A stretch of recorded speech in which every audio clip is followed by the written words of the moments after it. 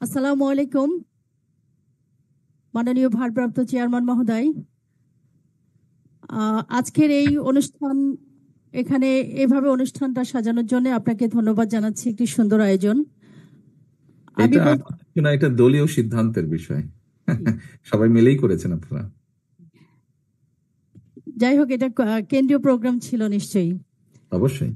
আমার জানার বিষয়টা হচ্ছে, জুলাই আন্দোলনে যারা শহীদ হয়েছেন বা যারা হতাহত হয়েছেন, তাদের একটি তালিকা চলছে কিংবা হবে হয়তো।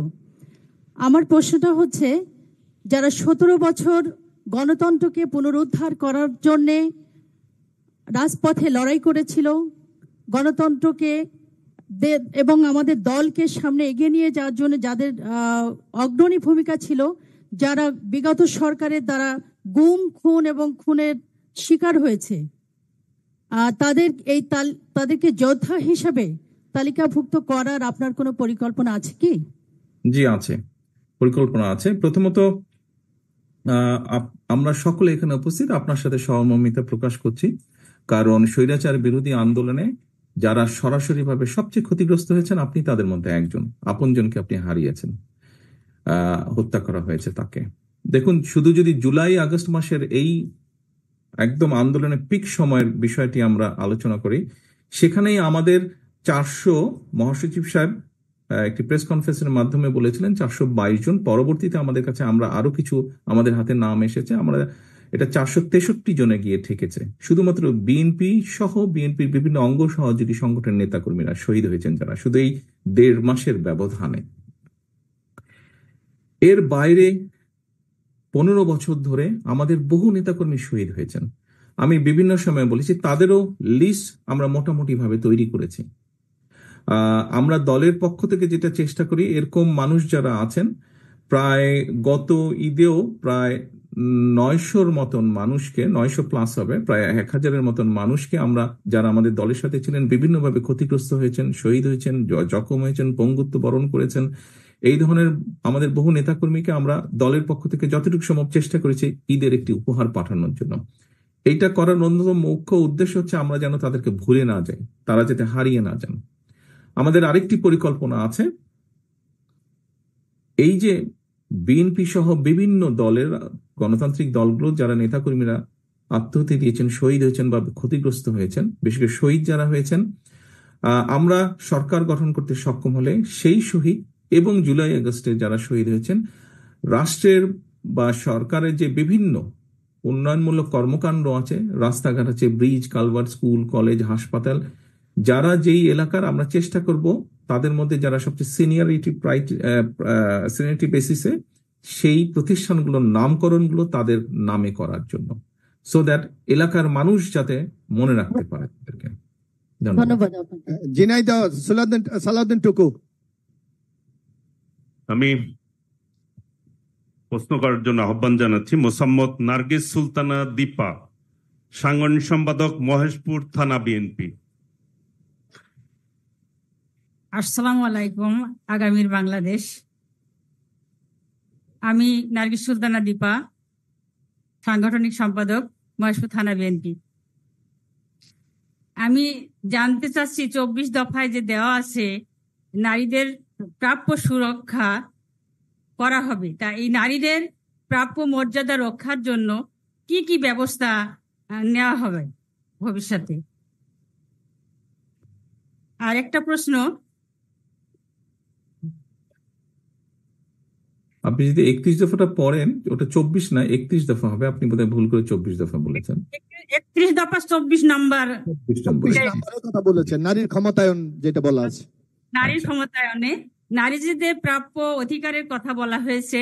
নারীদের সুরক্ষার জন্য কি কি ব্যবস্থা নেওয়া হবে, এবং এই 31 দফা প্রচারণা করার জন্য নারীদের সম্পৃক্ত করা হবে কিনা, এবং কত পার্সেন্ট নারী এখানে এই 31 দফা প্রচারণা করার জন্য সম্পৃক্ত হতে পারবে? আচ্ছা, আমি আপনার প্রশ্নের পিছন দিক থেকে শুরু করি, অর্থাৎ শেষ থেকে আমি আসি। এই যে আপনি বলেন কত পার্সেন্ট নারী সম্পৃক্ত হতে পারবেন, আমি এটার উত্তরটা আপনার কাছে জানতে চাই একজন নারী হিসাবে। আপনি কি বলেন? আপনার কি ধারণা কত পার্সেন্ট হওয়া উচিত? 80% হওয়া উচিত। তাহলে একজন নারী নেত্রী হিসাবে, না না না হাসার কিছু নেই, উনি সঠিক বলেছেন। আমাদের পপুলেশনের অর্ধেক হচ্ছে আমাদের নারী সমাজ। সেক্ষেত্রে তো বোন আপনাকে অবশ্যই নারীদেরকে, আপনি যেহেতু একজন রাজনৈতিক কর্মী অ্যাক্টিভিস্ট, সেই হিসাবে আপনাকে তো নারীদেরকে অর্গানাইজ করতে হবে। সেটা কি করা সম্ভব? যদি আমাদের কোনো প্রতিবন্ধকতা না থাকে আমাদের ইউনিটির ভিতরে, তাহলে অবশ্যই করা সম্ভব। আপনাকে ধরে নিতে হবে বিভিন্ন রকম প্রতিবন্ধকতা থাকবে। আমাদের সমাজ ব্যবস্থার কথা যদি চিন্তা করেন, সবকিছু যদি চিন্তা করেন, প্রতিবন্ধকতা হয়তো কিছু থাকতেই পারে, পরিবার সমাজ সবকিছু চিন্তা করলে।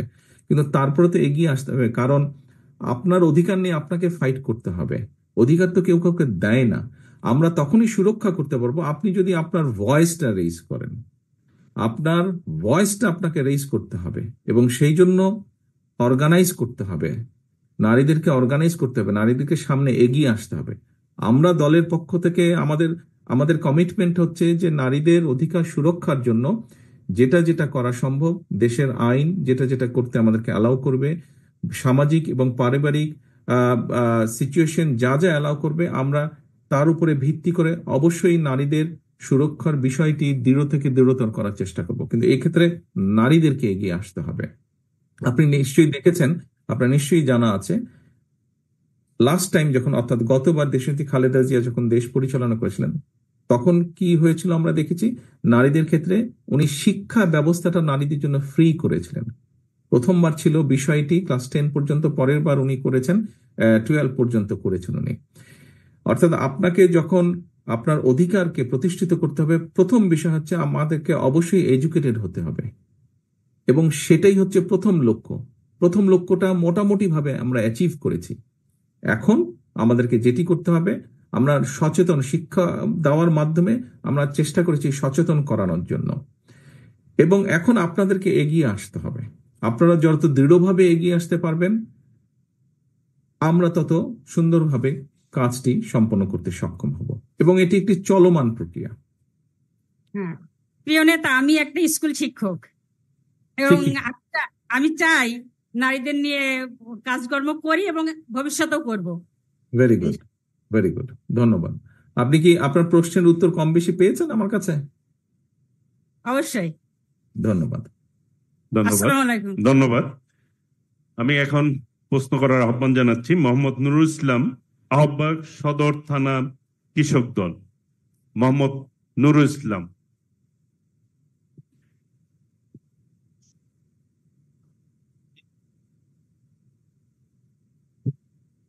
আসসালামু আলাইকুম। জি, ওয়ালাইকুম আসসালাম।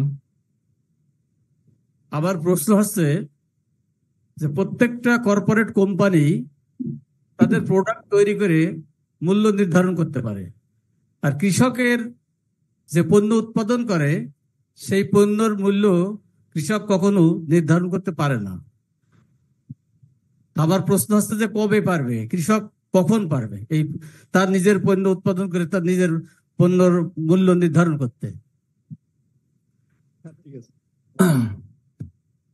আপনার প্রশ্নটা অত্যন্ত গুরুত্বপূর্ণ একটা প্রশ্ন। কবে পারবে এটার এইভাবে সঠিক জবাব আমি আপনাকে দিতে পারবো না।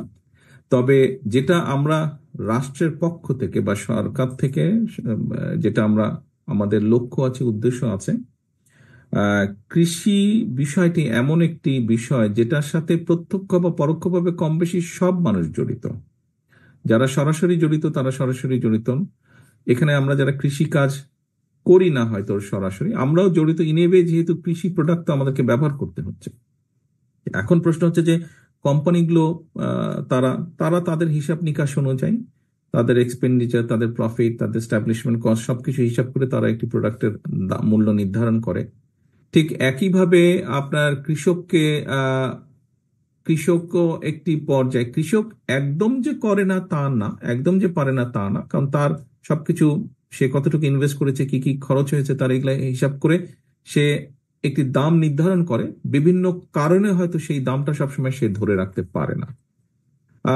এখানে যেটা করা যেতে পারে সেটা হচ্ছে আপনার কৃষককে সচেতন করার মাধ্যমে এবং একই সাথে যারা কোম্পানিগুলো আছে, বড় কোম্পানিগুলো আছে, অথবা যারা এই কৃষি দ্রব্যগুলো কিনে নিয়ে আবার বাজারজাত করছেন, তাদের সকলের সাথে পরামর্শের ভিত্তিতে যে মিনিমাম ন্যায্য মূল্য দেওয়া কৃষককে, এটা কাউন্সিলিং এর মাধ্যমে হয়তো করার একটি উপায় আছে, পসিবিলিটি এভাবে করা সম্ভব। আমরা যদি সরকারের থেকে যদি সেরকম একটা ব্যবস্থা গড়ে তোলা সম্ভব হয় যে এই সিজনে বাঁধাকপি বা টমেটোর এভারেজ উৎপাদন খরচ এটা, কৃষকের মিনিমাম এটা লাভ থাকতে হবে, লাভ রেখে যারা এইগুলা কৃষকের কাছ থেকে সরাসরি ক্রয় করবে তাদেরকে মিনিমাম এই মূল্য দিতে হবে। এটা যদি একটা কন্টিনিউয়াস মনিটরিং উপরে রাখা যায়, যেটি সম্পর্কে সাধারণ মানুষের সচেতনতা থাকবে, যেটি ধারণা থাকবে, যেটি সম্পর্কে কৃষকের ধারণা থাকবে, একই সাথে যারা কৃষি পণ্যটা কৃষকের কাছ থেকে ক্রয় করবেন তাদেরও সেই ধারণা থাকবে। একটি চেক অ্যান্ড ব্যালেন্সের মধ্যে রাখলে এই জিনিসটাকে ধীরে ধীরে হয়তো গড়ে তোলা সম্ভব হবে। নুরুল ইসলাম সাহেব, আপনি আপনার উত্তর কি মনে হয় পেয়েছেন? মোটামুটি জি, মোটামুটি পেয়েছি। ধন্যবাদ। ধন্যবাদ। নড়াইল। নড়াইল জেলা। ধন্যবাদ। এখন প্রশ্ন রাখবেন খায়রুল ইসলাম, জাতীয়তাবাদী দলের একজন সদস্য, একজন দৃষ্টি প্রতিবন্ধী।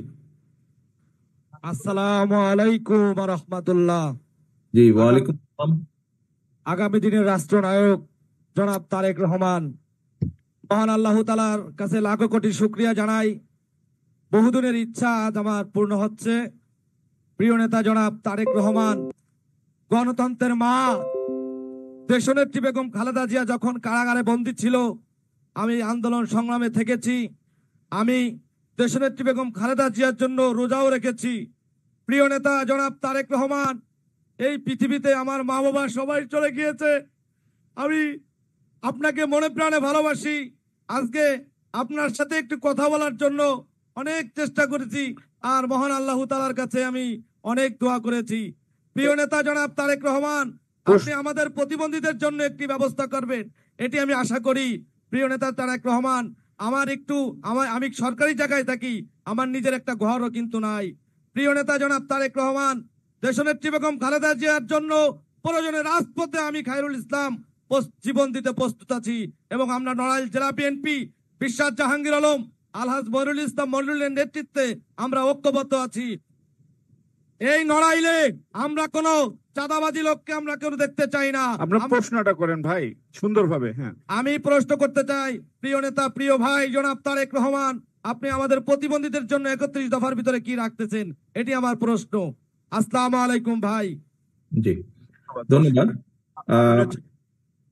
যেই প্রশ্নটি আমরা এখন পেয়েছি, এটি আসলে মানবিকভাবে একটি অত্যন্ত গুরুত্বপূর্ণ প্রশ্ন। বাংলাদেশে প্রায় 1 কোটির কাছাকাছি মানুষ আছেন যারা বিভিন্নভাবে প্রতিবন্ধিতার শিকার, এবং অত্যন্ত দুঃখজনক হলেও কথাটি সত্য যে পরিবারে যদি কোনো এরকম সদস্য থাকে, আমাদের একটি টেন্ডেন্সি আছে, কারণ আমরা সেইভাবে কাঠামোই গড়ে তুলতে সক্ষম হইনি, একটি টেন্ডেন্সি আছে সেই মানুষটিকে ঘরের ভিতরে রেখে দেওয়া। কিন্তু সেও একজন মানুষ, তারও বাইরে যেতে ইচ্ছা করে, তারও মানুষের সাথে কথা বলতে ইচ্ছা করে, তারও নীল আকাশ দেখতে ইচ্ছা করে, বৃষ্টি দেখতে ইচ্ছা করে তার, কিন্তু শারীরিক প্রতিবন্ধকতার কারণে তারও বাসে করে, ট্রেনে করে, গাড়িতে করে হয়তো ঘুরতে ইচ্ছা করে অবশ্যই, কিন্তু করতে পারেন না সেই মানুষটি। মাসখানেক আগে ঢাকার টুকু আবহাওয়া অফিসটা যে কোন এলাকাটা জানে, আগারগাঁওতে একটি প্রতিবন্ধী মানুষ যারা, তাদের একটি প্রতিষ্ঠান আছে আগারগাঁওতে। আমরা সেখানে বসেছিলাম, প্রায় 150 প্রতিবন্ধী মানুষ বাংলাদেশের বিভিন্ন জায়গা থেকে তারা এসেছিলেন। তারা তাদের কথাগুলো বলেছেন, তাদের কষ্টের কথাগুলো বলেছেন। আমি তাদের সাথে ছিলাম, প্রায় ঘন্টা 3 আমি তাদের সাথে ছিলাম, এবং সেখান থেকে আমরা সিদ্ধান্ত নিয়েছি, সেই আলোচনাটি হওয়ার পরে আমরা সিদ্ধান্ত নিয়েছি যে এই বিষয়টি অন্যতম একটি প্রায়োরিটি বিষয় হিসেবে আমরা বিবেচনা করব। এই যে প্রায় 1 কোটি মানুষ আছে, যে এই মানুষগুলোর জন্য কিভাবে তাদেরকে মিনিমাম একটি কমফোর্ট দেওয়া যায়, কিভাবে তাদেরকে মিনিমাম স্বাস্থ্য সেবা দেওয়া যায় প্রতিবন্ধী মানুষদেরকে, সেই বিষয়টি আমরা আমাদের পরিকল্পনার মধ্যে গ্রহণ করেছি। কতটুকু আমরা পারবো জানি না, আমরা অবশ্যই কাজটি শুরু করব। আমরা সুযোগ পেলে অবশ্যই এই মানুষগুলোকে আমরা অ্যাড্রেস করব। এটি আমাদের একটি ভেরি স্ট্রং কমিটমেন্ট। ধন্যবাদ। ধন্যবাদ মাননীয় চেয়ারম্যান। প্রশ্ন রাখবেন পাপ্পু, আহ্বায়ক, কালিয়া উপজেলা ছাত্রদল।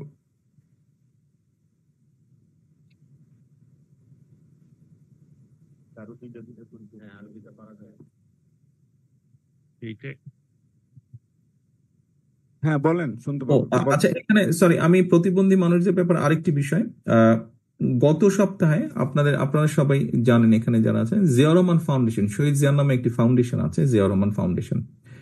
সেই ফাউন্ডেশনের যারা আছেন তাদের সাথে আমি বসেছিলাম এবং ওখানে আমরা সিদ্ধান্ত গ্রহণ করেছি যে আমরা ইমিডিয়েটলি অন্তত বিভাগ ওয়ারি, আমরা আগারগাঁয়ে যে প্রতিষ্ঠানটি আছে ওনাদের সাথে আমরা কথা বলছি, আমরা যেটি একটি কর্মসূচি নিতে চাচ্ছি যে প্রতিবন্ধী মানুষ এবং বিশেষ করে যারা একটু একটু অর্থনৈতিকভাবে অসচ্ছল পরিবারের মধ্যে যে সকল সদস্য আছেন প্রতিবন্ধী, বিভাগবারই আমরা চেষ্টা করব এর মধ্যে যারা চোখের এবং হার্টের সমস্যা আছে সেই মানুষগুলোকে ফ্রি ট্রিটমেন্ট বা স্বাস্থ্য ক্যাম্পের ভেতরে নিয়ে আসার জন্য আওতা নিয়ে এসে একটি স্বাস্থ্য ক্যাম্পের আয়োজন আমরা করার চেষ্টা করছি। অলরেডি এই পরিকল্পনা গ্রহণ করা আছে। মাননীয় ভারপ্রাপ্ত চেয়ারম্যান মহোদয়, আমি একটা বিষয় বলি, এই প্রতিবন্ধী শব্দকে আমরা বিশেষ চাহিদা সম্পন্ন মানুষ, বিশেষ চাহিদা আমরা রিপ্লেস করতে চাচ্ছি, আমরা ব্যবহার করবো না, এটাই বোধহয় ভালো হবে। কারণ তাদেরকে এটাতে একটু অমর্যাদা করা হয়, কি যে তারা সমাজে প্রতিবন্ধকতা সৃষ্টি করছে, এরকম ধারণা। প্রশ্ন করবেন পাপ্পু। প্রিয় নেতা, আসসালামু আলাইকুম। আমি সবার আগে পাপ্পু, আহ্বায়ক কালিয়া উপজেলা ছাত্রদল, সাবেক যুগ্ম সম্পাদক নড়াইল জেলা ছাত্রদল। প্রিয় নেতা, দলীয়করণের মধ্য দিয়ে নিয়োগের ফলে ফ্যাসিজমটা দীর্ঘমেয়াদী হয়েছে। আমরা এখনো দেখছি এই দলীয় নিয়োগের ফলে যারা চাকরিতে এখনো তারা বহাল আছেন, তারা বাংলাদেশ নিয়ে ষড়যন্ত্র করার একটা অপচেষ্টা এখনো চলমান রেখেছে। বিএনপি ইনশাল্লাহ রাষ্ট্রীয় ক্ষমতায় আগামীতে আসবে। প্রিয় নেতা, এই চক্রান্তকারী এই দলীয়করণের মধ্য দিয়ে যারা চাকরি পেয়েছে তাদের বিরুদ্ধে কোনো পদক্ষেপ নেওয়া হবে কিনা, এটা আমার একটা প্রশ্ন। ধন্যবাদ। আসসালামু আলাইকুম। মাননীয় চেয়ারম্যান, তোমার এই প্রশ্নটার কিছু আংশিক উত্তর বোধহয় আমি আরেকজন প্রশ্ন করেছিলেন আমাকে মেধার ব্যাপারে, সেইখানে আমি প্রশ্নটার উত্তরটা দিয়েছি। আর গত পলাতক স্বৈরাচারের সময় কি বিভিন্নভাবে বিভিন্ন সেক্টরে কি হয়েছে না হয়েছে কম বেশি দেশের মানুষ সকলেই জানেন। তুমি যে বিষয়টি বলছো সেটাও সঠিক। এখানে আমরা ইনশাল্লাহ সরকার গঠনে সক্ষম হলে দেশের যে আইন কানুন আছে, নিয়ম কানুন আছে, বিভিন্ন প্রতিষ্ঠানের যে নিয়ম কানুন আছে, যে কোন পদে কি ধরনের কি ক্রাইটেরিয়ার মানুষ থাকতে হবে, কি যোগ্যতা সম্পন্ন হতে হবে, সেটার বিচারেই নিয়োগ হবে, সেটার বিচারেই বিভিন্ন পদে প্রদান করা হবে মানুষকে। এটাই আমাদের পলিসি। ধন্যবাদ মাননীয় চেয়ারম্যান। প্রশ্ন রাখবেন যশোর জেলা বিএনপি, যোগ্যতা অনুযায়ী প্রদান করা হবে বিভিন্ন জায়গায়। এ পর্যায়ে আমি প্রশ্ন করার জন্য অনুরোধ জানাচ্ছি শান্তনু ইসলাম, বিএনপি নেতা এবং প্রকাশক দৈনিক লোক সমাজ। শান্তনু ইসলাম।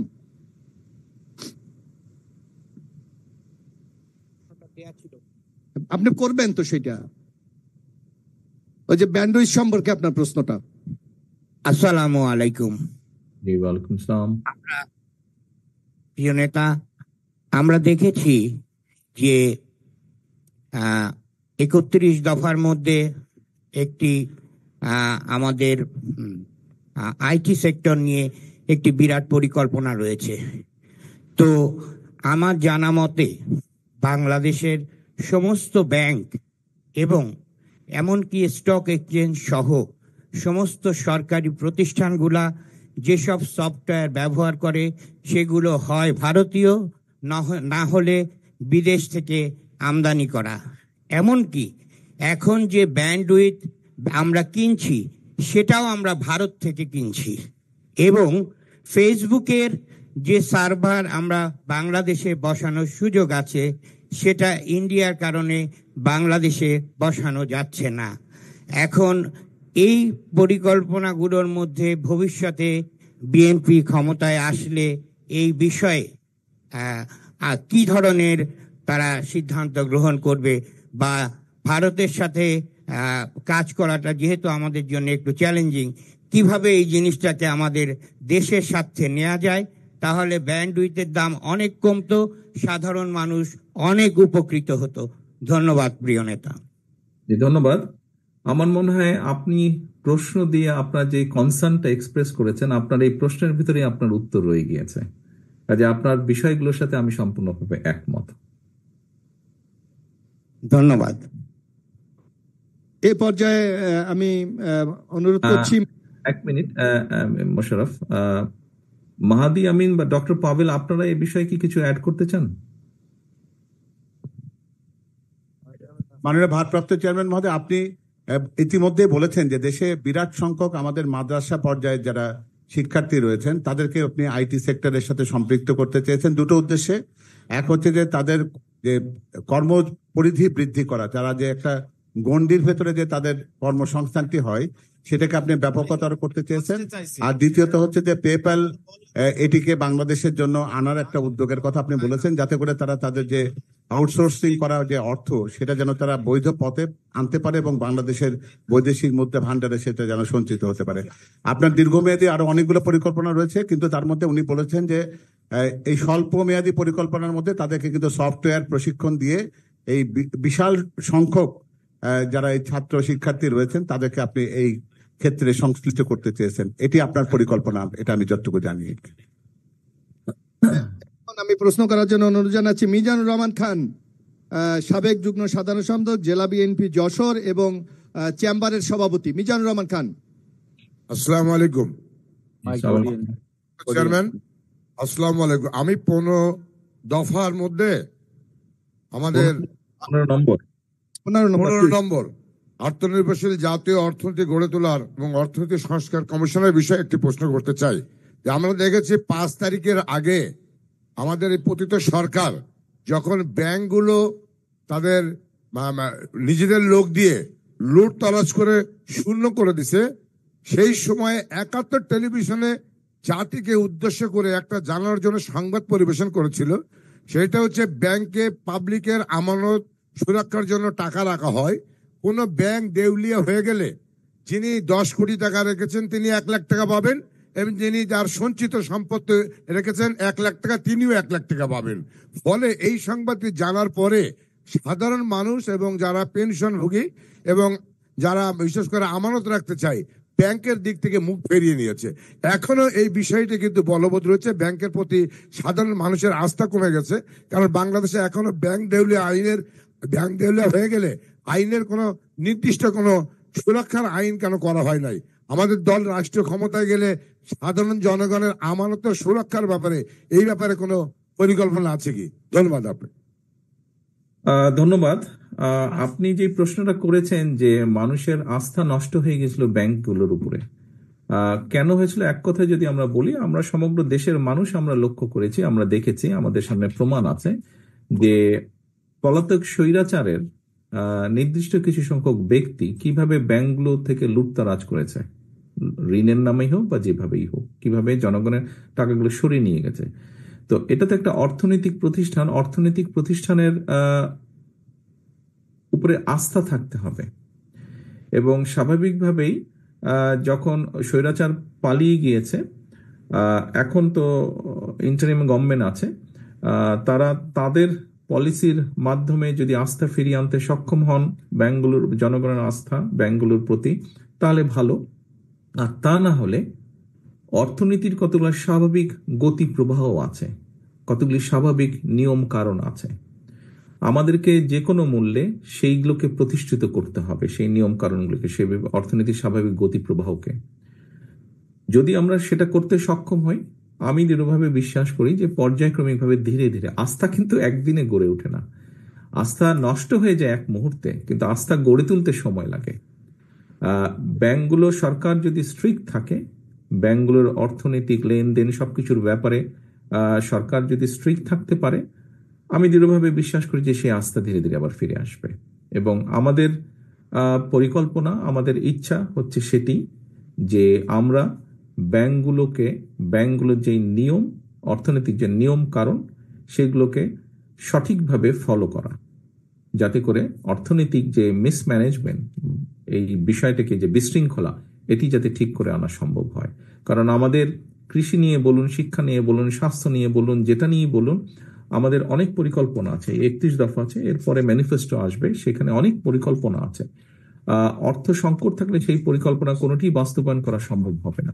কাজে আপনি যেটা বলেছেন, অর্থনৈতিক ক্ষেত্রে যে আস্থাহীনতার বিষয়টি, এটিকে আমাদের পুনরুদ্ধার যে কোনো মূল্যে করতে হবে। এছাড়া আমরা রাষ্ট্র যে পুনর্গঠন করতে চাইছি, খুব ডিফিকাল্ট হবে বিষয়টি। ধন্যবাদ। ধন্যবাদ। এ পর্যায়ে প্রশ্ন করার আহ্বান জানাচ্ছি SM শমিন, সভাপতি, জেলা ছাত্র দল, ঝিনাইদহ। আসসালামু আলাইকুম ভাইয়া, আমার একটি প্রশ্ন আছে। আমাদের ঝিনাইদহে কালীগঞ্জে একটি চিনির মিল আছে, তো আপনার কাছে বিনয়ের সাথে জানতে চাই যে চিনি শিল্প এবং ডিস্টিলারি কেমিক্যাল, এটার উপরে আপনার ভাবনা কি? এবং আমরা যারা বিগত দিনে ছাত্র দল করে আসছি, আমাদের চাকরির বয়স শেষ হয়ে গেছে, আমরা যেন ব্যবসায়িক বান্ধব একটি বাংলাদেশ পাই, এটাই আপনার কাছে কাম্য। আসসালামু আলাইকুম। দেখো, তোমার প্রশ্নের মধ্যে দুটো পার্ট আছে।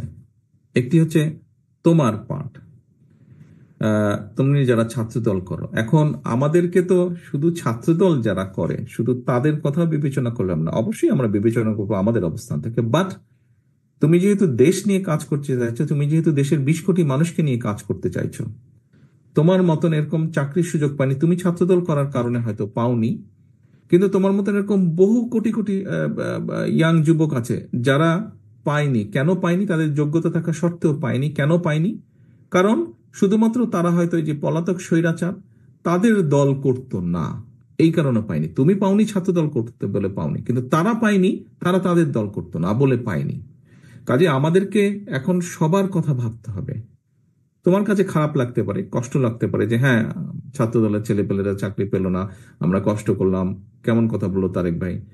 কিন্তু বাস্তবতা হচ্ছে আমাদেরকে কথা সবার ভাবতে হবে। তোমার কথা যেরকম আমাদেরকে ভাবতে হবে, ওদের ওই মানুষগুলোর কথা, ওই ছেলেদের কথা আমাদের ভাবতে হবে। এবং অবশ্যই সবার কথা ভেবেই আমাদেরকে পলিসি নিতে হবে, এবং তারপরেই যোগ্যতার ভিত্তিতে এগিয়ে যাবে তোমরা।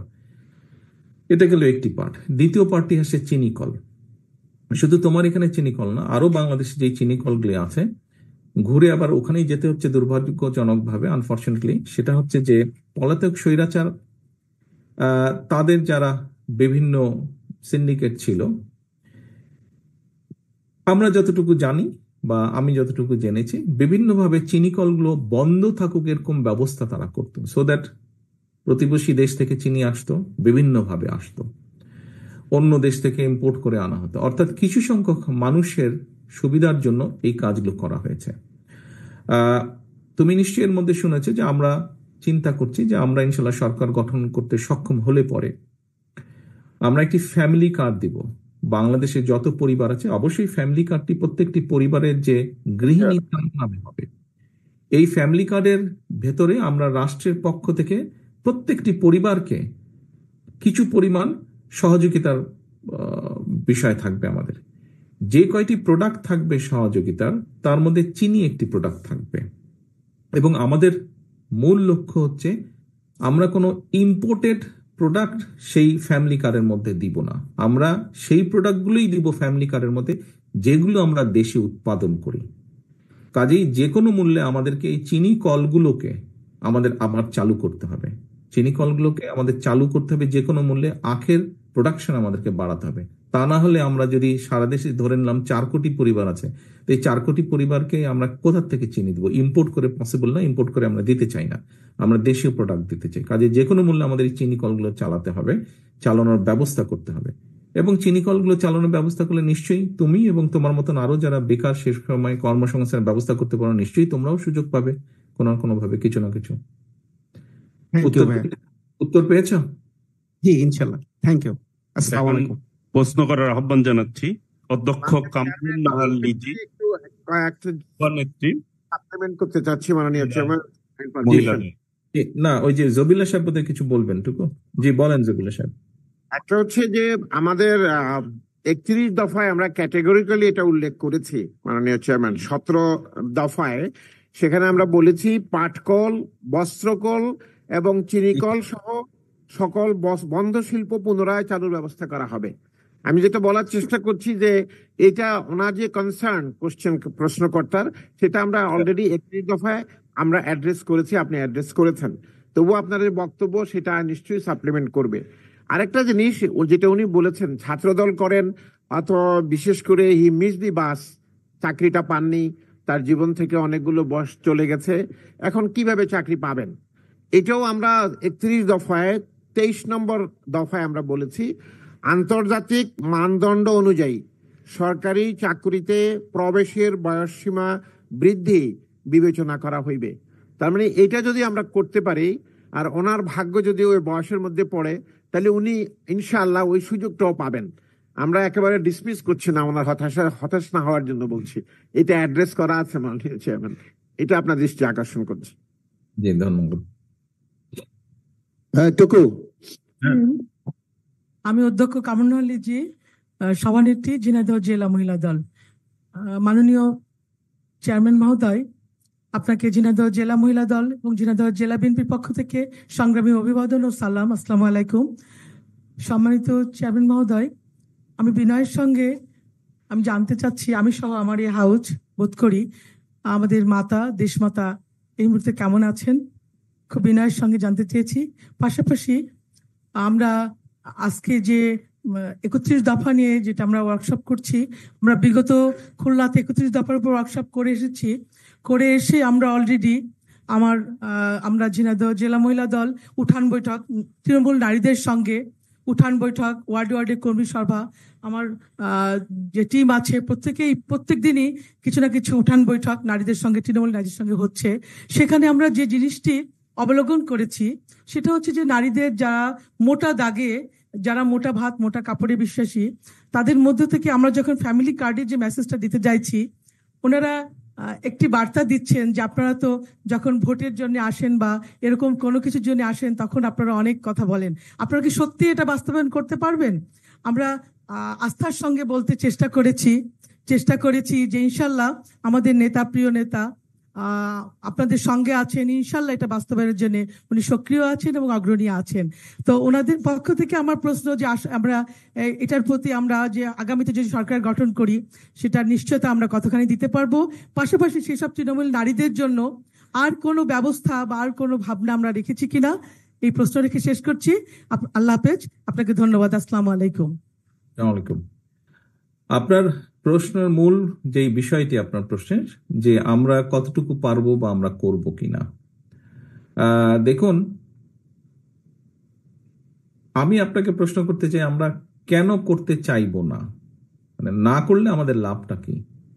রাজনৈতিকভাবে যদি আমরা বিবেচনা করি, করলে তো অবশ্যই আমাদের লাভ আছে। মানুষগুলো, দেশের কোটি কোটি মানুষকে আমরা সহযোগিতা করতে পারবো। আপনি খুব সাদামাটাও যদি বলেন, আপনি এই দলের একজন রাজনৈতিক কর্মী হিসাবে আপনি তখন সামাজিক অনুষ্ঠান হোক, যে কোনো অনুষ্ঠান হোক, আপনি বলবেন যে হ্যাঁ আমার দল যখন রাষ্ট্র পরিচালনার সুযোগ পেয়েছে আমরা দেশের মানুষের জন্য ফ্যামিলি কার্ড নামক এরকম একটি কার্ড করেছি। আপনি তো এটা নিয়ে গর্ব করবেন না? তো এটি গর্ব করার মতন একটি বিষয় যে আমি যদি মিনিমাম, যখন দেশ পরিচালনার সুযোগ আমাদের হাতে আছে বা আসবে, আমরা মিনিমাম একটি ব্যবস্থা করেছি, মিনিমাম হলেও একটি মানুষকে, একটি পরিবারকে আমরা সহযোগিতার চেষ্টা করেছি। তো এটি তো একটি মানবিক দৃষ্টিকোণ থেকেও ভালো কাজ, আপনি এটি নিয়ে গর্ব করবেন।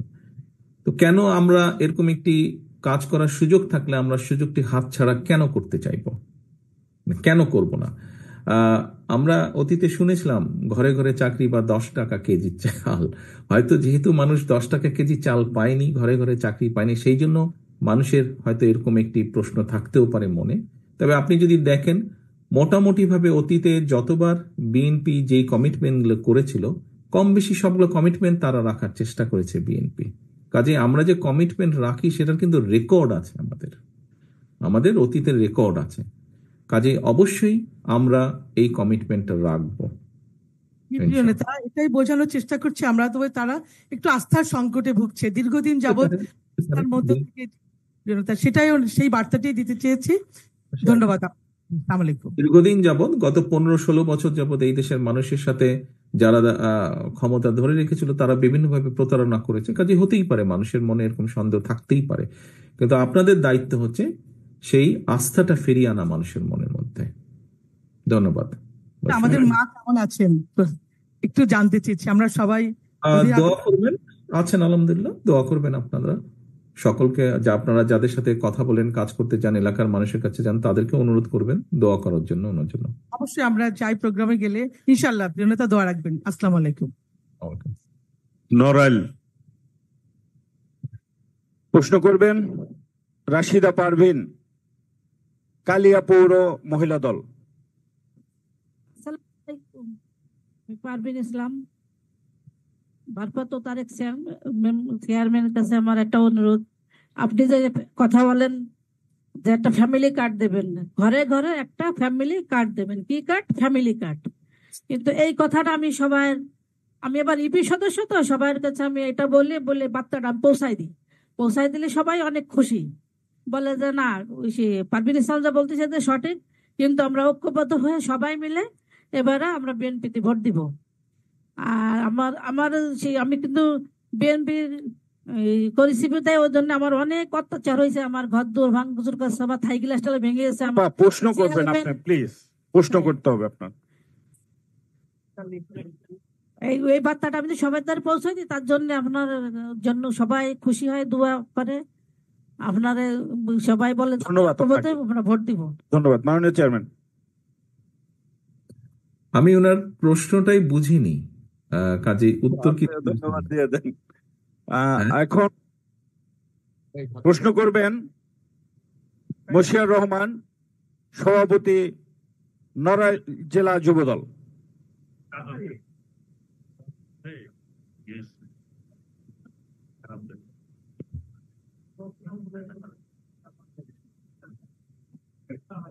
প্রিয় নেতা, আসসালামু আলাইকুম। জি, ওয়ালাইকুম আসসালাম। প্রিয় নেতা, যে কথা শোনাও তুমি চোখের ভাষায়, আমার সে কথাগুলি গান হয়ে যায়। তোমার মুখের কথা ৬৬,০০০ গ্রাম বাংলার মানুষের মধ্যে বাণী হিসেবে দণ্ডায়মান হয়েছে। ত্যাগ ব্যাক বাংলাদেশ ৩১ দফা কর্মসূচিকে বুকে ধারণ করে নিয়ে আমি যতটুকু জানলাম বুঝলাম, একটি মানুষের সুস্থ জীবনযাপনের জন্য যে ৬টি জিনিসের প্রয়োজন, খাদ্য, বস্ত্র, বাসস্থান, শিক্ষা এবং স্বাস্থ্য, চিত্ত বিনোদন, সবকটি জিনিস ৩১ দফার মধ্যে রয়েছে। কিন্তু এই কথাটিকে উচ্চ বাক্যের মধ্যে সীমাবদ্ধ না রেখে বাস্তবের রূপরেখায় রূপান্তরিত করবার লক্ষ্যে আমার যে ব্যক্তিগত মতামত, আমি সেটাই আপনার সামনে উপস্থাপন করতে চাই। উপস্থাপন করবার আগেই আপনাকে ধন্যবাদ জানাই এবং উপস্থিত সকল নেতৃবৃন্দের প্রতি ধন্যবাদ জানাই। যেখানে দাঁড়িয়ে কথা বলছি, আমি এই ইউনিয়নের সন্তান, এই ইউনিয়নেরই চেয়ারম্যান ছিলাম। বিগত দিনের সকল আন্দোলন সংগ্রাম এই ইউনিয়নেই হয়েছে, এই ইউনিয়নের লোকজনই তার নিরাপত্তা দিয়েছে। লিডার, আপনি প্রশ্নটি করেন প্লিজ। বিএনপির সকলের কাছে ধন্যবাদ জানাই যে সেই ইউনিয়নে আজকের এই প্রোগ্রামটা হচ্ছে। আপনাকে স্যালুট জানাই প্রিয় নেতা। যে প্রশ্নটা আমি করতেছিলাম সেটা হচ্ছে, আমাদের এই ৩১ দফা কর্মসূচিকে বাস্তবায়ন করবার লক্ষ্যে আমাদের একেবারে গ্রামগঞ্জে ওয়ার্ল্ড ওয়ারি একটা ইউনিয়নের ৯টি ওয়ার্ড থেকে এক একটি করে ভাগ করে 3টি ওয়ার্ডে বিভাজন করে আইপিএম প্রশিক্ষণের মাধ্যমে কৃষকদের একটি জায়গায় সমন্বয় করে সেখানে কৃষক দলের মাধ্যমে এবং আমাদের বিএনপি অঙ্গ সহযোগী সংগঠনের মাধ্যমে আমাদের ওইখানে আগে নাম ছিল ব্লক সুপারভাইজার, এখন নাম হয়েছে। প্রশ্ন কখন প্রশ্ন করতে হবে বলছি, বারবার প্রশ্ন করেন আপনি। আমি তো এটা আমার মতামত দিচ্ছি, আমি তো প্রশ্ন করছি, এটা প্রশ্নের মধ্যেই পড়ে। আপনি বক্তব্য দিচ্ছেন, আপনি প্রশ্ন করবেন। আচ্ছা, ওকে করতে দেন, তাতে সময় বাঁচবে। আপনারা ডিস্টার্ব করলে আরো সময়। এটা আমাদের এই প্রশিক্ষণের মাধ্যমে একটা জমিতে এক পাশে ফসল ভালো হয়, আর এক পাশে ফসল ভালো হয় না।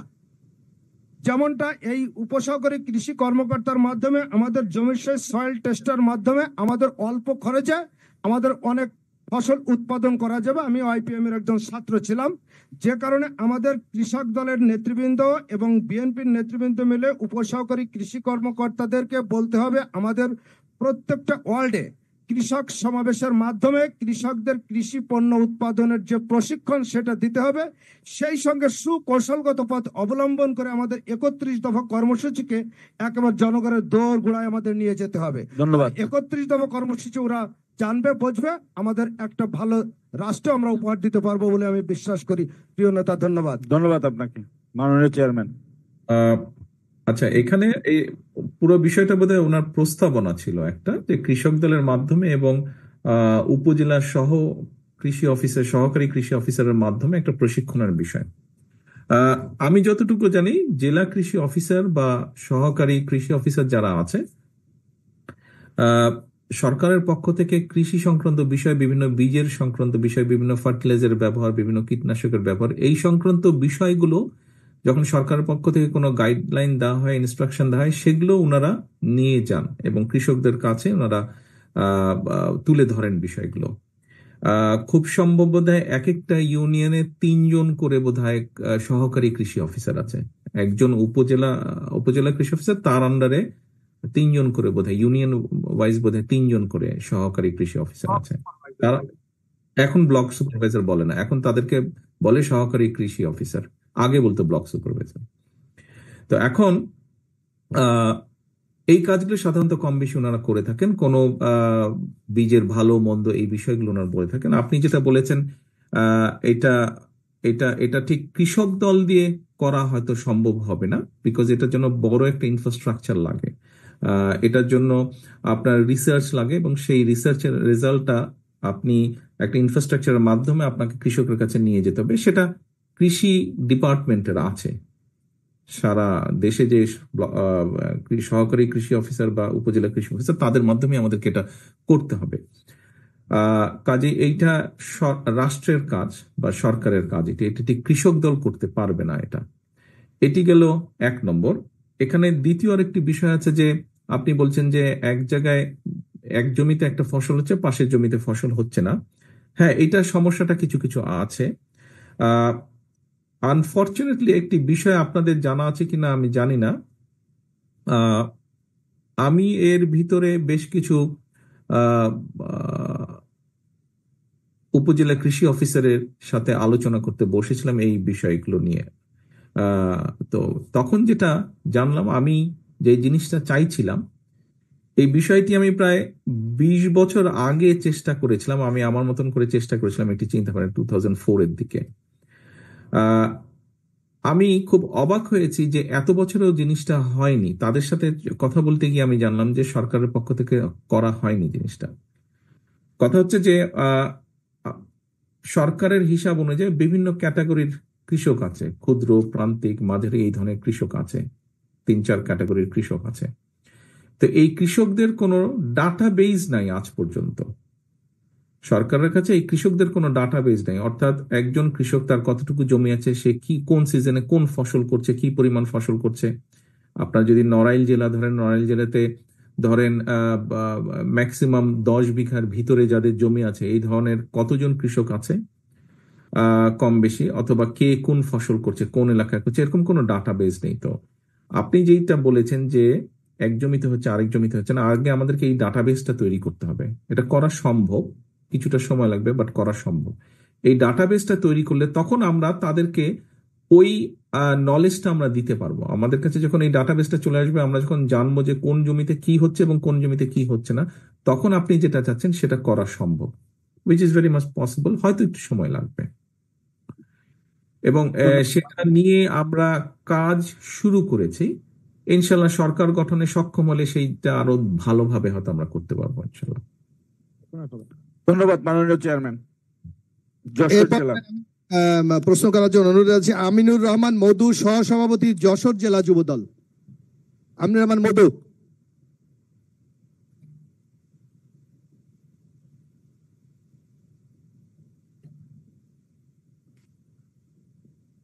আসসালামু আলাইকুম।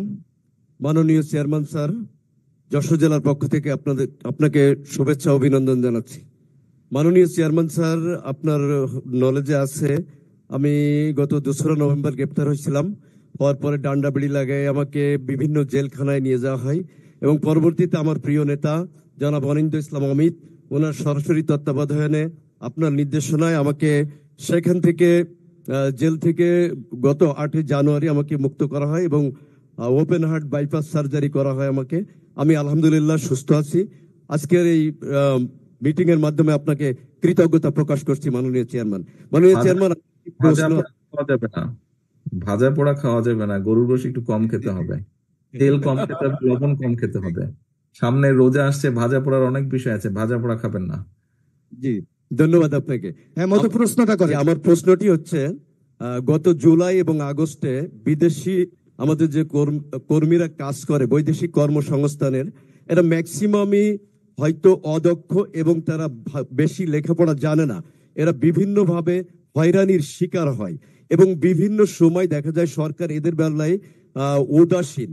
তো এই যে লক্ষ লক্ষ শ্রমিক যারা বিদেশে রেমিটেন্স যোদ্ধা, তাদের ব্যাপারে আমাদের সরকারের পরবর্তীতে কি ধরনের পরিকল্পনা আছে? তাদের ই ভোটিং এবং তাদের ই ভোটিং এর ব্যবস্থা করা যাবে কিনা, এবং তাদেরকে বিভিন্নভাবে যে অর্থটি দেশে বৈধভাবে পাঠাইতে পারে এবং বিভিন্ন যে হয়রানির শিকার হয়, সেইখান থেকে আমাদের যে সুনির্দিষ্ট পরিকল্পনা আমাদের সরকারের কি থাকবে মাননীয় চেয়ারম্যান, এটি আমার প্রশ্ন।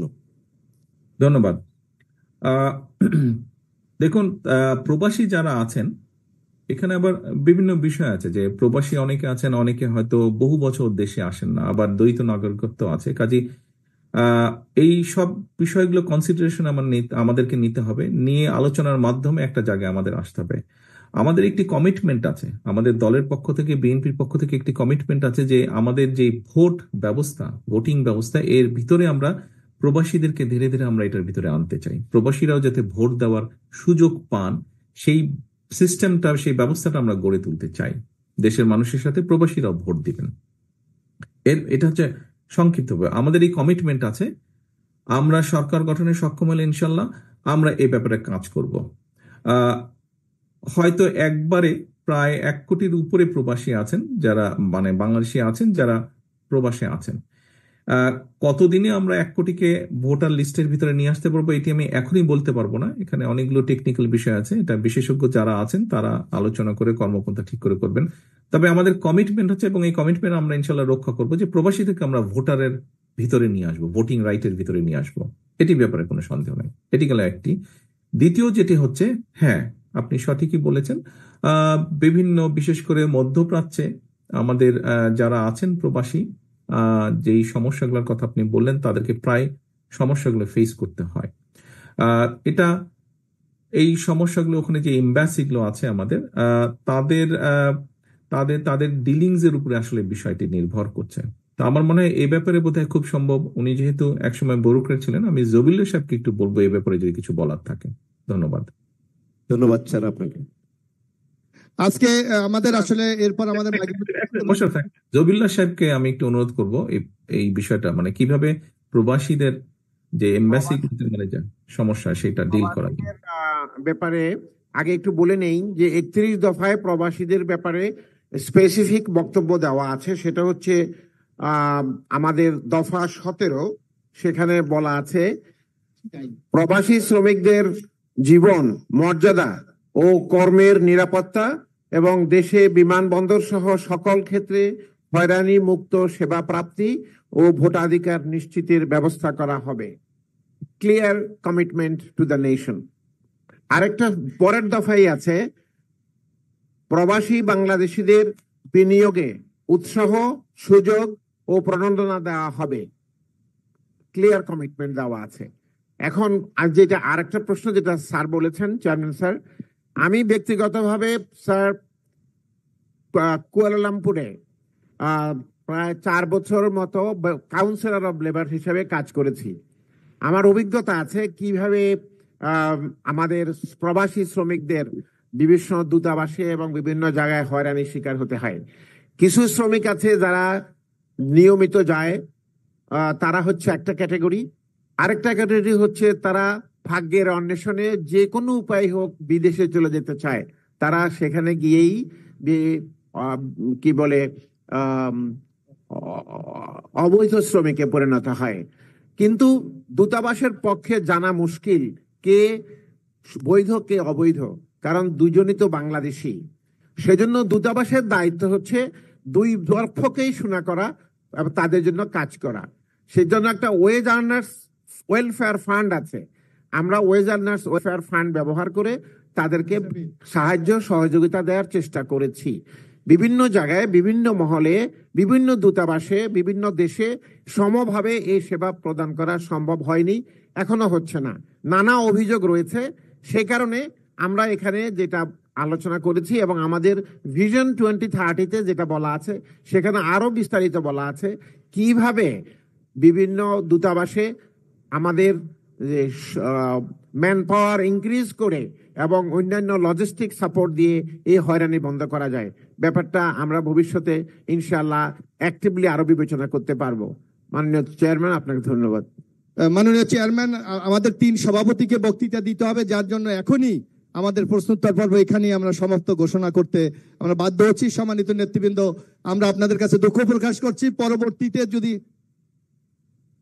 কিন্তু 3 জন সভাপতি বক্তৃতা দেবে তো আমরা সময় পাবো না।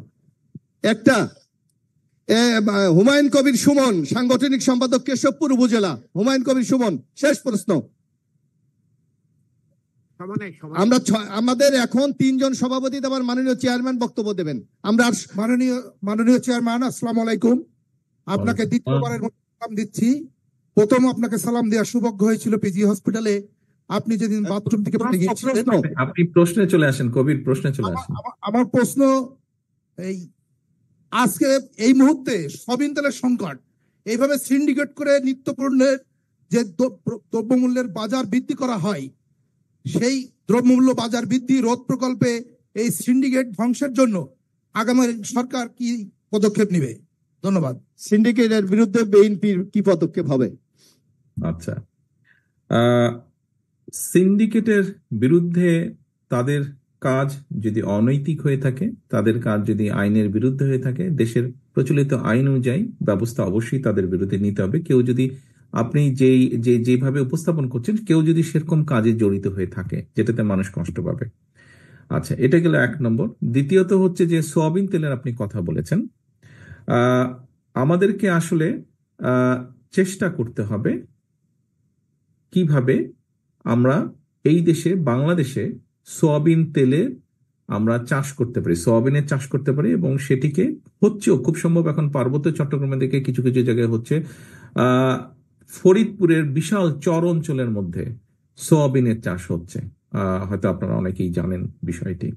কাজে আমাদেরকে, যেহেতু সোয়াবিন তেলটা পুরোপুরি বিদেশ থেকে আসে, আমাদেরকে বিদেশের উপর নির্ভর করতে হচ্ছে। এর ফলে বিদেশি বলেন, দেশি বলেন, যারা ইম্পোর্ট করছে, বিভিন্ন জন ব্যবসায়ীরা বিভিন্নভাবে, সিন্ডিকেটের ব্যবসায়ী বলেন, বিভিন্নভাবে বিভিন্ন জন সুযোগ নিতেই পারে। কাজেই তারা যাতে সুযোগ নিতে না পারে, দেশের ভিতরে আমাদের উৎপাদন ব্যবস্থাটা তৈরি করতে হবে, দেশের ভিতরে আমাদের সরবরাহ ব্যবস্থাটাকেও সুন্দরভাবে ঢেলে সাজাতে হবে। তার মাধ্যমেই আমরা জিনিসটাকে ব্যালেন্স করতে সক্ষম হব, তার মাধ্যমেই আমরা মোটামুটি ভাবে নিশ্চিত করতে সক্ষম হব যে একটি স্বাভাবিক মূল্যে জনগণ সেটি কিনতে পারবেন।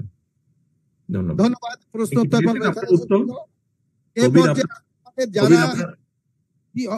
উত্তর পেয়েছেন? অবশ্যই পেয়েছি, ধন্যবাদ। সভাপতি যারা আছে তাদের বক্তব্যের পালা। আমাদের প্রোগ্রামের শেষে আমরা চলে এসেছি। এরপর সভাপতি বৃন্দ বক্তব্য রাখবেন, তারপর মাননীয় প্রধান অতিথি বক্তব্য রাখবেন। আমি মাননীয় প্রধান অতিথির অনুমতি ক্রমে সভাপতিদের বক্তব্য দেওয়ার অনুরোধ জানাচ্ছি। আমি এই পর্যায়ে বক্তব্য রাখার আহ্বান জানাচ্ছি বাংলাদেশ জাতীয়তাবাদী দল ঝিনাইদহ জেলা বিএনপির বিপ্লবী সাধারণ সম্পাদক মোহাম্মদ জাহিদুজ্জামান মনাকে তার সভাপতির বক্তব্য রাখার আহ্বান জানাচ্ছি।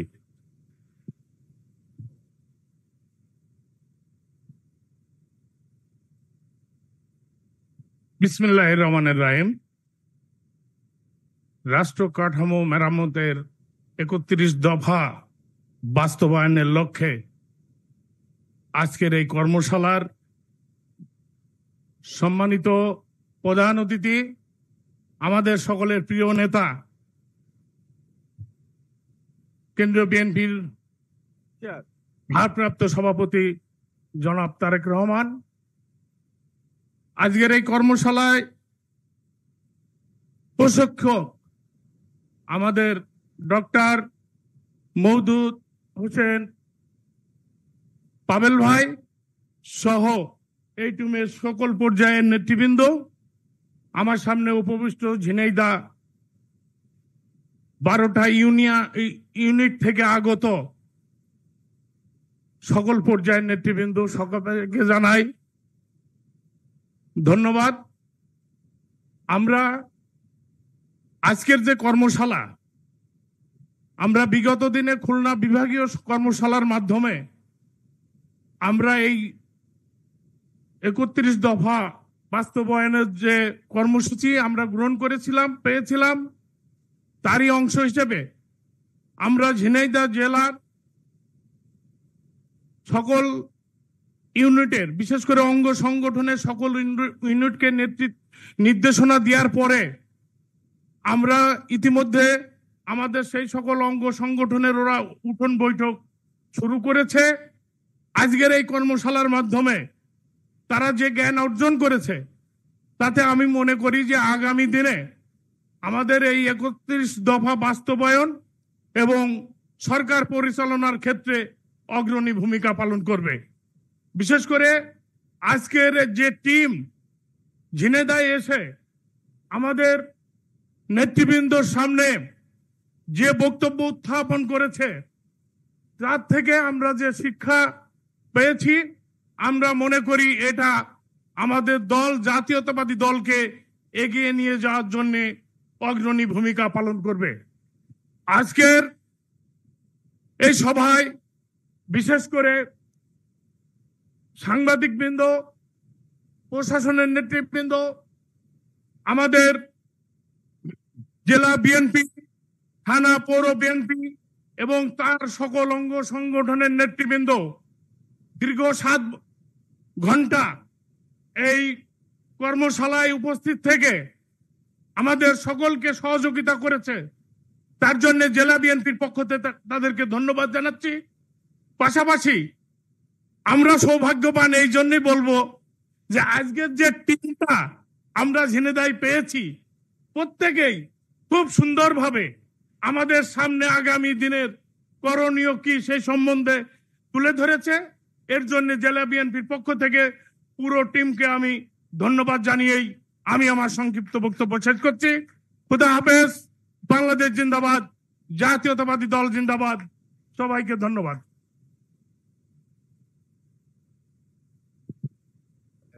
নড়াইল খোকন। এরপরে বক্তব্য নিয়ে আসেন বাংলাদেশ জাতীয়তাবাদী দল নড়াইল জেলা বিএনপির বিপ্লবী সভাপতি, দীর্ঘদিন যাবৎ আপনাদেরকে সাথে নিয়ে আন্দোলন সংগ্রামে ঐক্যবদ্ধ রেখে আপনাদেরকে নেতৃত্ব দিয়ে আজকে নড়াইল জেলা বিএনপিতে যিনি সুসংগঠিত করে রেখেছেন, আমাদের সেই প্রিয় নেতা বিশ্বাস জাহাঙ্গীর আলম বক্তব্য নিয়ে আসছেন।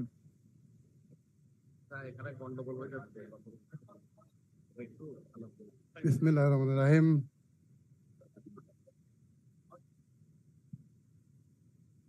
রাষ্ট্র কাঠামো মেরামতের 31 দফা জনসম্পৃক্তি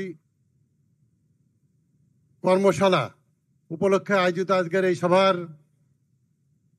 আমাদের প্রিয় নেতা, বিএনপির ভারপ্রাপ্ত চেয়ারম্যান জনাব তারেক রহমান মঞ্চে এখানে উপস্থিত রয়েছেন। আজকের প্রধান আলোচক ডক্টর মাহাদির মঞ্চে আরো উপস্থিত রয়েছেন। সাবেক এমপি জনাবা হালিমা নেওয়াজ আক্তার এখানে উপস্থিত রয়েছেন। আরেকজন এমপি শামীমা আক্তার মঞ্চে এখানে উপস্থিত রয়েছেন। জাহাঙ্গীর সাহেব, আমার মনে হয় আপনি যদি বক্তব্যে চলে যান ভালো হয়, কারণ আমরা কারা আছি সবাই দেখছি তো। উপস্থিত নেতৃবৃন্দ, আজকে আমি ধন্যবাদ জানাচ্ছি যে আপনারা এখানে প্রত্যেকটা ওয়ার্ড থেকে যারা আমাদের ভারপ্রাপ্ত চেয়ারম্যানের ডাকে সাড়া দিয়ে এখানে উপস্থিত হয়েছেন এই জন্য সবাইকে আমার নড়াইল জেলা বিএনপির পক্ষ থেকে ধন্যবাদ জানাচ্ছি। বিগত কিছুদিন আগে খুলনা 31 দফার উপরে আলোচনা হয়েছিল। আলোচনা করার পর আমরা আমাদের নড়াইল জেলা বিএনপি সহ সকল অঙ্গ সংগঠন নিয়ে আমরা বর্ধিত সভা করেছিলাম। বর্ধিত সভা থেকে আমরা সিদ্ধান্ত নিয়েছিলাম যে এই 31 দফার উপরে গুরুত্ব দিতে হবে। এটি প্রত্যেকটি ওয়ার্ড পর্যায়ে, ইউনিয়ন, থানা, ওয়ার্ড পর্যায় পর্যন্ত পৌঁছে দিতে হবে জনগণের কাতারে। ইতিমধ্যে আমরা অনেকগুলি কর্মসূচি পালন করেছি এবং আজকে আপনারা এখানে উপস্থিত হয়ে ভারপ্রাপ্ত চেয়ারম্যানের কথা আপনারা সরাসরি শুনেছেন। আপনাদের প্রতি আহ্বান, সেটা হলো যে 31 দফাকে আমাদেরকে এই যে 31 দফা চ্যালেঞ্জ হিসাবে নিতে হবে এবং প্রত্যেকটা ঘরে ঘরে, প্রত্যেকটা জায়গায় 31 দফা পৌঁছে দিতে হবে জনগণের মাঝে। আপনারা যদি পৌঁছে দিতে পারেন তাহলে আমাদের আগামী দিনে যে নির্বাচন হবে সে নির্বাচন আমাদের জন্য অনেক সহজ হবে। আপনারা জানেন ইতিমধ্যে অনেক পক্ষ আছে তারা মাঠে নেমেছে, তাদের 31 ধারা নেই, 31 দফা নেই, কিন্তু তারা জনগণের মাঝে ঢুকে লোককে বিভ্রান্ত করছে। আমরা যদি এই 31 দফা নিয়ে সামনে আগাতে পারি, এই বিভ্রান্তিকারীরা হয়তো বা পিছিয়ে হটে চলে যাবে। আজকে আমি জানি এখানে দীর্ঘক্ষণ বক্তব্য দেওয়া যাবে না, কারণ আমাদের ভারপ্রাপ্ত চেয়ারম্যান সাহেব বক্তব্য রাখবেন, সময় অনেক কম। আমি ভারপ্রাপ্ত চেয়ারম্যান সাহেবের উদ্দেশ্যে একটা কথা বলতে চাই, সেটা হলো যে আপনি প্রতিবন্ধীদের নিয়ে 3 ঘন্টা আলোচনা করেছেন, এটা আমার কাছে খুবই ভালো লেগেছে।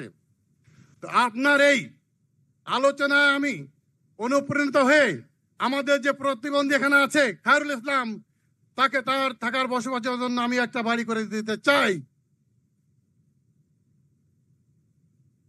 আজকে আমরা দীর্ঘ বক্তব্য রাখবো না, সবাইকে ধন্যবাদ জানিয়ে আমার বক্তব্য শেষ করছি।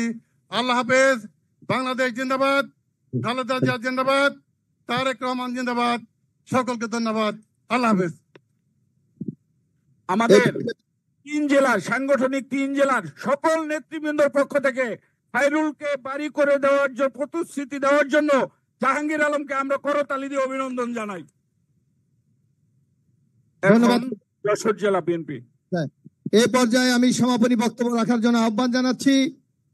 সেই সকাল 10টা থেকে এই পর্যন্ত আপনারা যারা এই প্রশিক্ষণে অংশগ্রহণ করেছেন, আজকের অনুষ্ঠানের সভানেত্রী, বিশিষ্ট শিক্ষাবিদ, যশোর জেলা বিএনপির সংগ্রামী আহ্বায়ক অধ্যাপিকা নার্গিস বেগম। বিসমিল্লাহির রহমানির রহিম। রাষ্ট্র কাঠামো মেরামতের লক্ষ্যে বাংলাদেশ জাতীয়তাবাদী দল এবং গত ফ্যাসিস্ট বিরোধী আন্দোলনে সমমতার সমস্ত রাজনৈতিক দলের মতামতের ভিত্তিতে জাতীয় ঐক্যমতের সরকার প্রতিষ্ঠার লক্ষ্যে যে 31 দফা কর্মসূচির প্রণয়ন করা হয়েছে, সেই কর্মসূচির উপরে প্রশিক্ষণ কর্মশালা সম্মানিত প্রধান অতিথি আমাদের প্রিয় নেতা, দীর্ঘ 17 বছর যার নির্দেশনা আমরা আন্দোলন করেছি রাজপথে, আমাদের প্রিয় নেতা জাতীয়তাবাদী দলের ভারপ্রাপ্ত চেয়ারম্যান জনাব তারেক রহমান, আসসালামু আলাইকুম।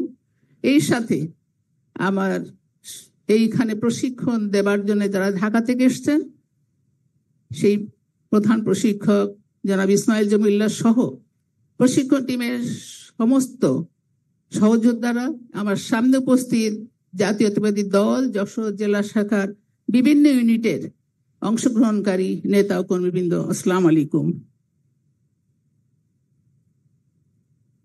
31 দফার উপরে আলোচনা জন্য প্রশিক্ষণের জন্য উপজেলা পর্যায় থেকে আমাদের নেতারা এসছেন। ইতিপূর্বে সেটির উপরে বিভাগীয় পর্যায়ে একটি কর্মশালা হয়েছিল, আমরা জেলার তরফ থেকে সেখানে অংশ নিয়েছিলাম। সেখান থেকে প্রশিক্ষণে অংশ নিয়ে আসবার পর আমরা যশোর জেলা বিএনপি ওই কর্মসূচি বাস্তবায়নের লক্ষ্যে আমরা সভা করি। ইতিমধ্যেই তারই আলোকে আমাদের বিভিন্ন ইউনিটে আমরা সদর উপজেলায় এবং অন্যান্য উপজেলাতেও কৃষক সমাবেশের আয়োজন করেছি অত্যন্ত সফলভাবে। আমরা বিভিন্ন ওয়ার্ডে নারী সমাবেশের আয়োজন করেছি এবং বিভিন্ন ইউনিয়নে পর্যায়ে ওয়ার্ড পর্যায়ে আমরা যৌথ সভা আয়োজন করেছি। এই সমস্ত সভায় বিশেষ করে নারীর যে সভাগুলো হয়েছে সমাবেশ এবং কৃষক সমাবেশে আমরা লক্ষ্য করেছি আমাদের বলা চাইতে মহিলাদের এবং কৃষকদের যে স্বতঃস্ফূর্ত অংশগ্রহণ, তারা তাদের দাবিটির কথা তারা সোচ্চার হয়েছে, তারা বলছেন কৃষকরা আমরা যে কথা এখানে উল্লেখ করেছি সেটির প্রতিধ্বনি তাদের কথার মধ্যে পেয়েছে, অর্থাৎ তারা বিএনপির এই দফাটি গ্রহণ করেছেন এবং তাদেরই দফা, এটা আমরা মনে হয়েছে আমাদের। তো আমরা এই কর্মসূচি সফলভাবে যাতে তৃণমূলে পৌঁছে দিতে পারি, ইতিমধ্যে সেজন্য আমরা বিভিন্ন কর্মসূচি বিভিন্ন ইউনিটের মাধ্যমে আমরা শুরু করেছি। আগামীতে আমাদের সামনে যে লক্ষ্য, একটি গণতান্ত্রিক সরকার প্রতিষ্ঠা করা এবং একটি সুশৃঙ্খল জাতি হিসাবে বিশ্বের মানচিত্রে আমাদের মাথা উঁচুকে দাঁড়ানোর জন্য বিভিন্ন যে সমস্ত কর্মসূচি আমাদের মধ্যে দেওয়া হয়েছে সেটির সফল বাস্তবায়নের করবার লক্ষ্যে এটি গণতান্ত্রিক সরকার প্রতিষ্ঠা করা, সেই লক্ষ্যে মানুষের কাছে আমরা যাবার চেষ্টা করছি। ইতিমধ্যে সারা আছে মাননীয় চেয়ারম্যান, আমরা যশোর জেলা বিএনপি আপনাকে আশ্বস্ত করতে পারি আমাদের যে সমস্ত সংগ্রামী নেতা কর্মীরা সামনে বসে আছেন তারা দীর্ঘ লড়াইয়ের সংগ্রামে তারা জীবন বাজি রেখে আপনার নেতৃত্বে আন্দোলন করেছেন, তারা একটাই ব্যাপারে বাস্তবায়নের জন্য এবং ইনশাল্লাহ আমরা আগামী নির্বাচনে এর ফলাফল দেখতে পাবো। আল্লাহ আমাদের সহায়ক। সকলকে ধন্যবাদ। আপনাকে আবারও আমাদের দলের পক্ষ থেকে অসংখ্য ধন্যবাদ। আল্লাহ হাফেজ। বাংলাদেশ জিন্দাবাদ, বাংলাদেশ জাতীয়তাবাদী দল জিন্দাবাদ। ধন্যবাদ অধ্যাপক নার্গিস বেগম। এ পর্যায়ে আজকে যশোর, ঝিনাইদহ, নড়াইল জেলার এই কর্মশালা শেষে প্রধান অতিথির বক্তব্য রাখার জন্য আমি অনুরোধ জানাচ্ছি বিএনপির ভারপ্রাপ্ত চেয়ারম্যান জননেতা জনাব তারেক রহমান। জননেতা জনাব তারেক রহমান। ধন্যবাদ মোশাররফ। আমি মনে হয় আপনাদের সকলকে রিকোয়েস্ট করেছিলাম যে বিশেষণগুলি ব্যবহার না করার জন্য আমার নামের সাথে। বিসমিল্লাহির রহমানির রহিম। আজকের এই কর্মশালায় উপস্থিত যশোর, নড়াইল এবং ঝিনাইদহ জেলা থেকে আগত বিএনপি সহ বিএনপির বিভিন্ন অঙ্গ সহযোগী সংগঠনের উপস্থিত সকল সহকর্মীবৃন্দ, মঞ্চে উপস্থিত কর্মশালার প্রশিক্ষকবৃন্দ, উপস্থিত নেতৃবৃন্দ, আসসালামু আলাইকুম। আজকে সারাদিন আপনারা 3 জেলা আলাদাভাবে হলো, এখন একত্রিতভাবে আমরা আছি, আলাদা আলাদাভাবে আপনাদের স্থানে আপনারা আমাদের যে 31 দফার উপরে আপনারা আলোচনা করেছেন। প্রশিক্ষকবৃন্দ আপনাদেরকে বিভিন্ন বিষয় 31 দফার 31টা পয়েন্ট নিয়ে বিভিন্নভাবে ওনারা পুরো বিষয়টি আপনাদের সামনে তুলে ধরেছেন। এখন প্রিয় সহকর্মীবৃন্দ, এই যে 31 দফা, এই 31 দফা আপনারা মানুষের কাছে নিয়ে যাবেন, কিন্তু মানুষের কাছে যে নিয়ে যাবেন বা আপনারা যে সারাদিন যে প্রশ্নগুলো করেছেন, কেন নিয়ে যাবেন, আমি ঝিনাইদহ জেলার নুরুল ইসলাম আছেন, আহ্বায়ক সদর থানা কৃষক দল ঝিনাইদহ জেলা, নিশ্চয়ই এখানে উপস্থিত আছেন।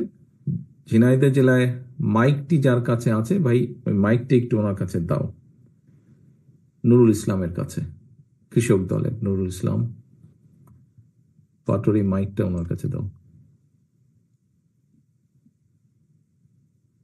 ক্যামেরা যাই আছেন একটু ফোকাস। ওয়ালাইকুম আসসালাম। জি, ভালো আছেন? আলহামদুলিল্লাহ। আপনি একটু আমাকে বলবেন, এই যে আপনারা সারাদিন এখানে সময় দিলেন, পরিশ্রম করলেন, এই যে বসে থেকে শুনলেন, এটাও তো পরিশ্রম একটা, অর্থ ব্যয় করে এখানে এসছেন, সকালবেলায় বাসে ট্রেনে যেভাবেই এসছেন, তো দরকার কি ছিল এটার? এই 31 দফার কি দরকার ছিল? আপনারা 1 থেকে 2 মিনিটের মধ্যে একটু আমাকে বলেন তো, সবাই আমরা শুনি, কি দরকার ছিল আজকের এই কর্মশালা করার প্রয়োজন ছিল কি কোনো? স্যার, আগামী দিনে আমাদের রাষ্ট্রনায়ক আপনি, রাষ্ট্র ক্ষমতায় আসার জন্য সারা বাংলাদেশের মানুষ যাতে সুখী শান্তিতে থাকতে পারে, পলিয়ে যাওয়া হাসিনার সরকার দেশের উপরে যে অত্যাচার করেছে সেই অত্যাচারকে আমরা পিছনে ফেলে নতুন বাংলাদেশ গড়ার লক্ষ্যে আমরা এই 31 দফা মানুষের দ্বারে দ্বারে নিয়ে যাব।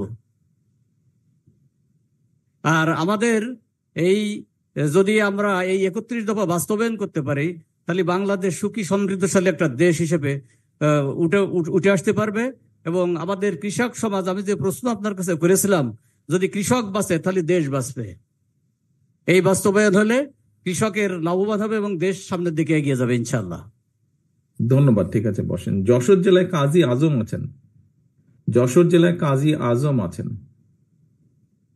কাজী আজম যশোর জেলায়, দয়া করে মাইকটা তার হাতে দিতে হবে। আছে কি কাজী আজম? আসসালামু আলাইকুম। জি, আসসালামু আলাইকুম। আচ্ছা, আমরা আমাদের নূর ইসলামের কাছে শুনলাম, উনি বললেন যে আমরা যেগুলা করেছি এগুলা মানুষের কাছে নিয়ে যাব, এরকম ভাবে উনি বলেছেন 31 দফা। তো তাহলে তো আমরা কেন্দ্র থেকে আপনাদেরকে লিফলেট পাঠিয়ে দিলেই হতো বা এরকম বই আরো বেশি কিছু দিয়ে দিলেই হতো, কিন্তু সারাদিন ব্যাপী কর্মশালা করার প্রয়োজনটা কি তাহলে? ধন্যবাদ মাননীয় নেতা।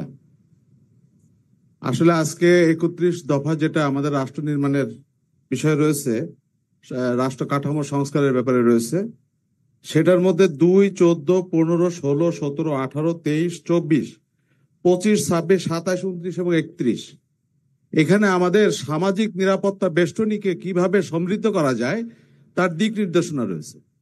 আমরা সমস্ত কর্মসূচি নিয়েই সকলের কাছে যেতে পারবো না এবং যাওয়ার প্রয়োজনও নেই, কারণ যার যেটা প্রয়োজন সেটা আমাদের প্রশিক্ষকরা শিখিয়েছেন। যে মানুষটার যেটা প্রয়োজন সেটাই তাকে জানানোর দরকার। যশোর জেলার বাস্তবতা আমার মনে হয়েছে এই 13টি দফা 31। আপনি আমার প্রশ্নটি বুঝতে পারেননি আপনি। আমার যেটা হচ্ছে, আপনার এই যেই নাম্বারগুলো আপনি বললেন, যে দফাগুলো বললেন, আমরা তো কেন্দ্র থেকে লিফলেট পাঠিয়ে দিলেই হতো। এইটা অলরেডি আমরা আমাদের নেতা অনিন্দ ইসলাম অমিতের নেতৃত্বে বিভিন্ন জায়গায় আমরা সমাবেশ করছি, আলোচনা করছি, উঠান বৈঠক করছি এবং নারী সমাবেশ করছি। সেখানে সেটা তো আপনারা করছেন, কিন্তু সেটা আপনারা করছেন, সেটা আহ্বায়ক সাহেব উনিও বলেছেন ওনার বক্তব্যে আপনারা করছেন, কিন্তু বিষয়টা হচ্ছে এই অনুষ্ঠানটি আজকে করার কি প্রয়োজন ছিল? আপনি তো করছেনই আপনার ওয়ার্ডে। আজকের এই অনুষ্ঠানটা করার কোনো দরকার ছিল কি? অবশ্যই ছিল এই কারণে যে আমরা এই মেসেজটা কিভাবে পৌঁছাতে পারি তার কর্মকৌশলটা আসলে আমাদের এখানে সবচেয়ে উপযুক্ত ভাবে শেখানো হয়েছে এবং সেই কর্মকৌশলগুলো এখানে নির্ধারণ করা হয়েছে এবং এটা একটা প্রেসক্রাইব ফর্মুলা হবে যেটা আমরা সব জায়গায় একই ভাষায় একইভাবে আমরা ছড়িয়ে দিতে পারবো। আচ্ছা, ধন্যবাদ। বসেন। ওহিদুজ্জামান নীলু, সাধারণ সম্পাদক, কালিয়া উপজেলা।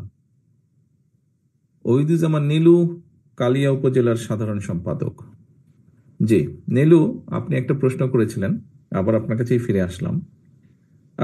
আমার প্রশ্নটি হচ্ছে, আপনারা যেই প্রশ্নগুলো আমাদেরকে করেছেন বা আমাকে করেছেন, আমি আসার আগে আপনারা প্রশিক্ষক বৃন্দ যারা ঢাকা থেকে এসছেন তাদেরকে আপনারা প্রশ্নগুলো করেছেন।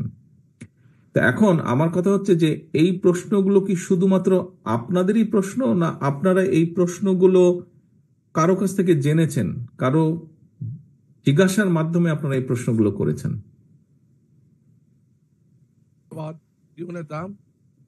আজকে আমরা যে কর্মশালায় উপস্থিত হয়েছি, বাইরে আপনি এই প্রশ্ন যেগুলা নেতৃবৃন্দ আপনারা যারা প্রশ্ন করেছেন, এটা কি আপনারই প্রশ্ন, না এই প্রশ্নের পেছনে আরো মানুষ আছে?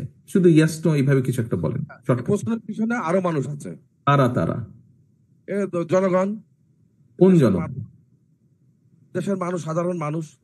আচ্ছা, ঠিক আছে, ধন্যবাদ। বসেন। সহকর্মীবৃন্দ, এই যে আমি 3টা প্রশ্ন করলাম আপনাদের কাছে, দেখুন আমি হয়তো আগামী 5, 10, 15 মিনিট আপনাদের সামনে কিছু কথা বলবো, কিন্তু আপনাদেরকে যেই 3টা প্রশ্ন করেছি আমার পুরো বক্তব্য কিন্তু এর ভিতরে হয়ে গিয়েছে। কি প্রয়োজন ছিল এটির, কাদেরকে নিয়ে করা, এই আমাদের 31 দফা কাদের জন্য করা, এবং একই সাথে এই যে আপনারা যে প্রশ্ন করেছেন এটা শুধু আপনাদের প্রশ্ন না, আপনারা আসার সময় আপনাদের এলাকার মানুষ আপনাদেরকে হয়তো বলেছে, অথবা 31 দফা যখন আমরা অফিসিয়ালি লঞ্চ করেছি, তারপরে আপনারা আলোচনা করেছেন, সামাজিক অনুষ্ঠানে আলোচনা করেছেন, ধর্মীয় অনুষ্ঠানে আলোচনা করেছেন, পারিবারিক অনুষ্ঠানে আপনারা আলোচনা করেছেন। আচ্ছা, বিএনপি তো এরকম দিয়েছে, তোমরা এটা বলো না কেন, সেটা বলো না কেন, বা এটা কি হবে? নিশ্চয়ই এই বিষয়গুলো আপনাদের মধ্যে আলোচনা হয়েছে না নেতৃবৃন্দ? ইয়েস। আমার যেটা আজকে বলার উদ্দেশ্য, আমাদের এই 31 দফা এটি বাংলাদেশের মানুষের জন্য আমরা তৈরি করেছি। হতে পারে এখানে কিছু বাদ পড়েছে, হতে পারে এখানে নতুন কিছু সংযোজন করা প্রয়োজন। সেই জন্যই কিন্তু আমরা বলেছি 31 দফাটি আমরা তৈরি করেছি। প্রথমে আমরা এটি 27 দফা করেছিলাম, পরবর্তীতে আমাদের সাথে যেই দলগুলো ছিলেন আন্দোলনে তাদের পরামর্শ নিয়ে তারা তাদের পরামর্শ দিয়েছেন, 27 থেকে এটা 31 এসছে। এবং আমরা সাথে এটাও বলেছি যে এর মধ্যে যদি কোনো কিছু বাদ পড়ে, এখানে যেরকম আজকে আপনারা অনেক সদস্য, বেশ কয়েকজন সদস্য কিছু কিছু প্রস্তাব দিয়েছেন, একজন পর্যটনের কথা বলেছেন ডাক্তার সাহেব, কাজে এরকম কিছু যেটা বাদ পড়েছে, প্রবাসীদের ব্যাপারে কিছু জিনিস হয়তো বা বাদ পড়েছে, প্রস্তাবনা আসলে আমরা অবশ্যই সেগুলো বিবেচনা করবো এবং এগুলোকে অবশ্যই আমরা আমাদের 31 দফার সাথে অ্যাড করব। কারণ আমাদের মূল লক্ষ্য বা মূল উদ্দেশ্য হচ্ছে দেশ এবং এই দেশের মানুষের জন্য বেটার কিছু করা। আমাদের একজন মহিলা নেত্রী, উনি একজন শিক্ষিকাও অবশ্য একই সাথে, উনি বলেছেন যে ওনারা যখন গিয়েছেন, যে ফ্যামিলি কার্ড নিয়ে আমরা কথা বলেছি, কোন মহিলা হয়তো সাধারণ মানুষ তারা কিছুটা কনসার্ন এক্সপ্রেস করেছেন, হ্যাঁ আপনারা ইলেকশন আগে দিয়ে বলেন পরে করবেন কিনা। হতেই পারে, এটা হওয়াটা কারো মধ্যে সংখ্যা থাকতেই পারে, কিন্তু তারপরে উনি ওনার কনসার্নটা এখানে এক্সপ্রেস করেছেন। অর্থাৎ এই সবগুলো জনগণের পক্ষে থেকে আসা। আপনাদের প্রশ্ন, লক্ষ্য উদ্দেশ্য একটাই, জনগণ, জনগণ এবং জনগণ। প্রিয় সহকর্মীবৃন্দ, আমি আপনাদের সামনে আজকে একটি কথা রিপিট করতে চাই, যে কথাটি আমি বেশ কিছুদিন আগে আরেকটি অনুষ্ঠানে বলেছিলাম। দেখুন, এখানে উপস্থিত প্রত্যেকটা মানুষের সাথে বিগত 15 বছর বিভিন্ন রকম অত্যাচার নির্যাতন হয়েছে, অবর্ণনীয় অত্যাচার নির্যাতন হয়েছে অনেকের সাথে।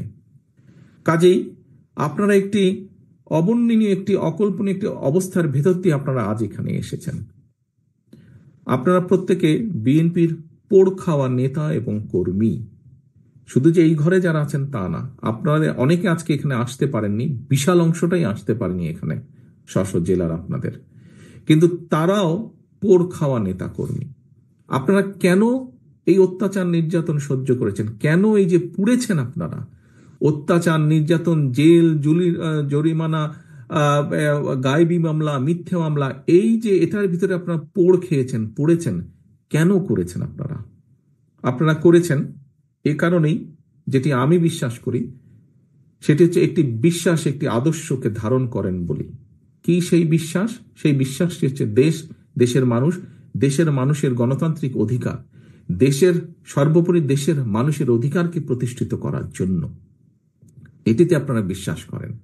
কাজেই নেতৃবৃন্দ, যেহেতু আমরা দেশের মানুষের রাজনৈতিক এবং অর্থনৈতিক অধিকার প্রতিষ্ঠার জন্য সংগ্রাম করেছি, যেহেতু আমরা দেশের মানুষের বাক স্বাধীনতা অধিকারের জন্য প্রতিষ্ঠা করার জন্য আমরা সংগ্রাম করেছি, কাজেই আজকে কিন্তু আমাদের দায়িত্ব অনেক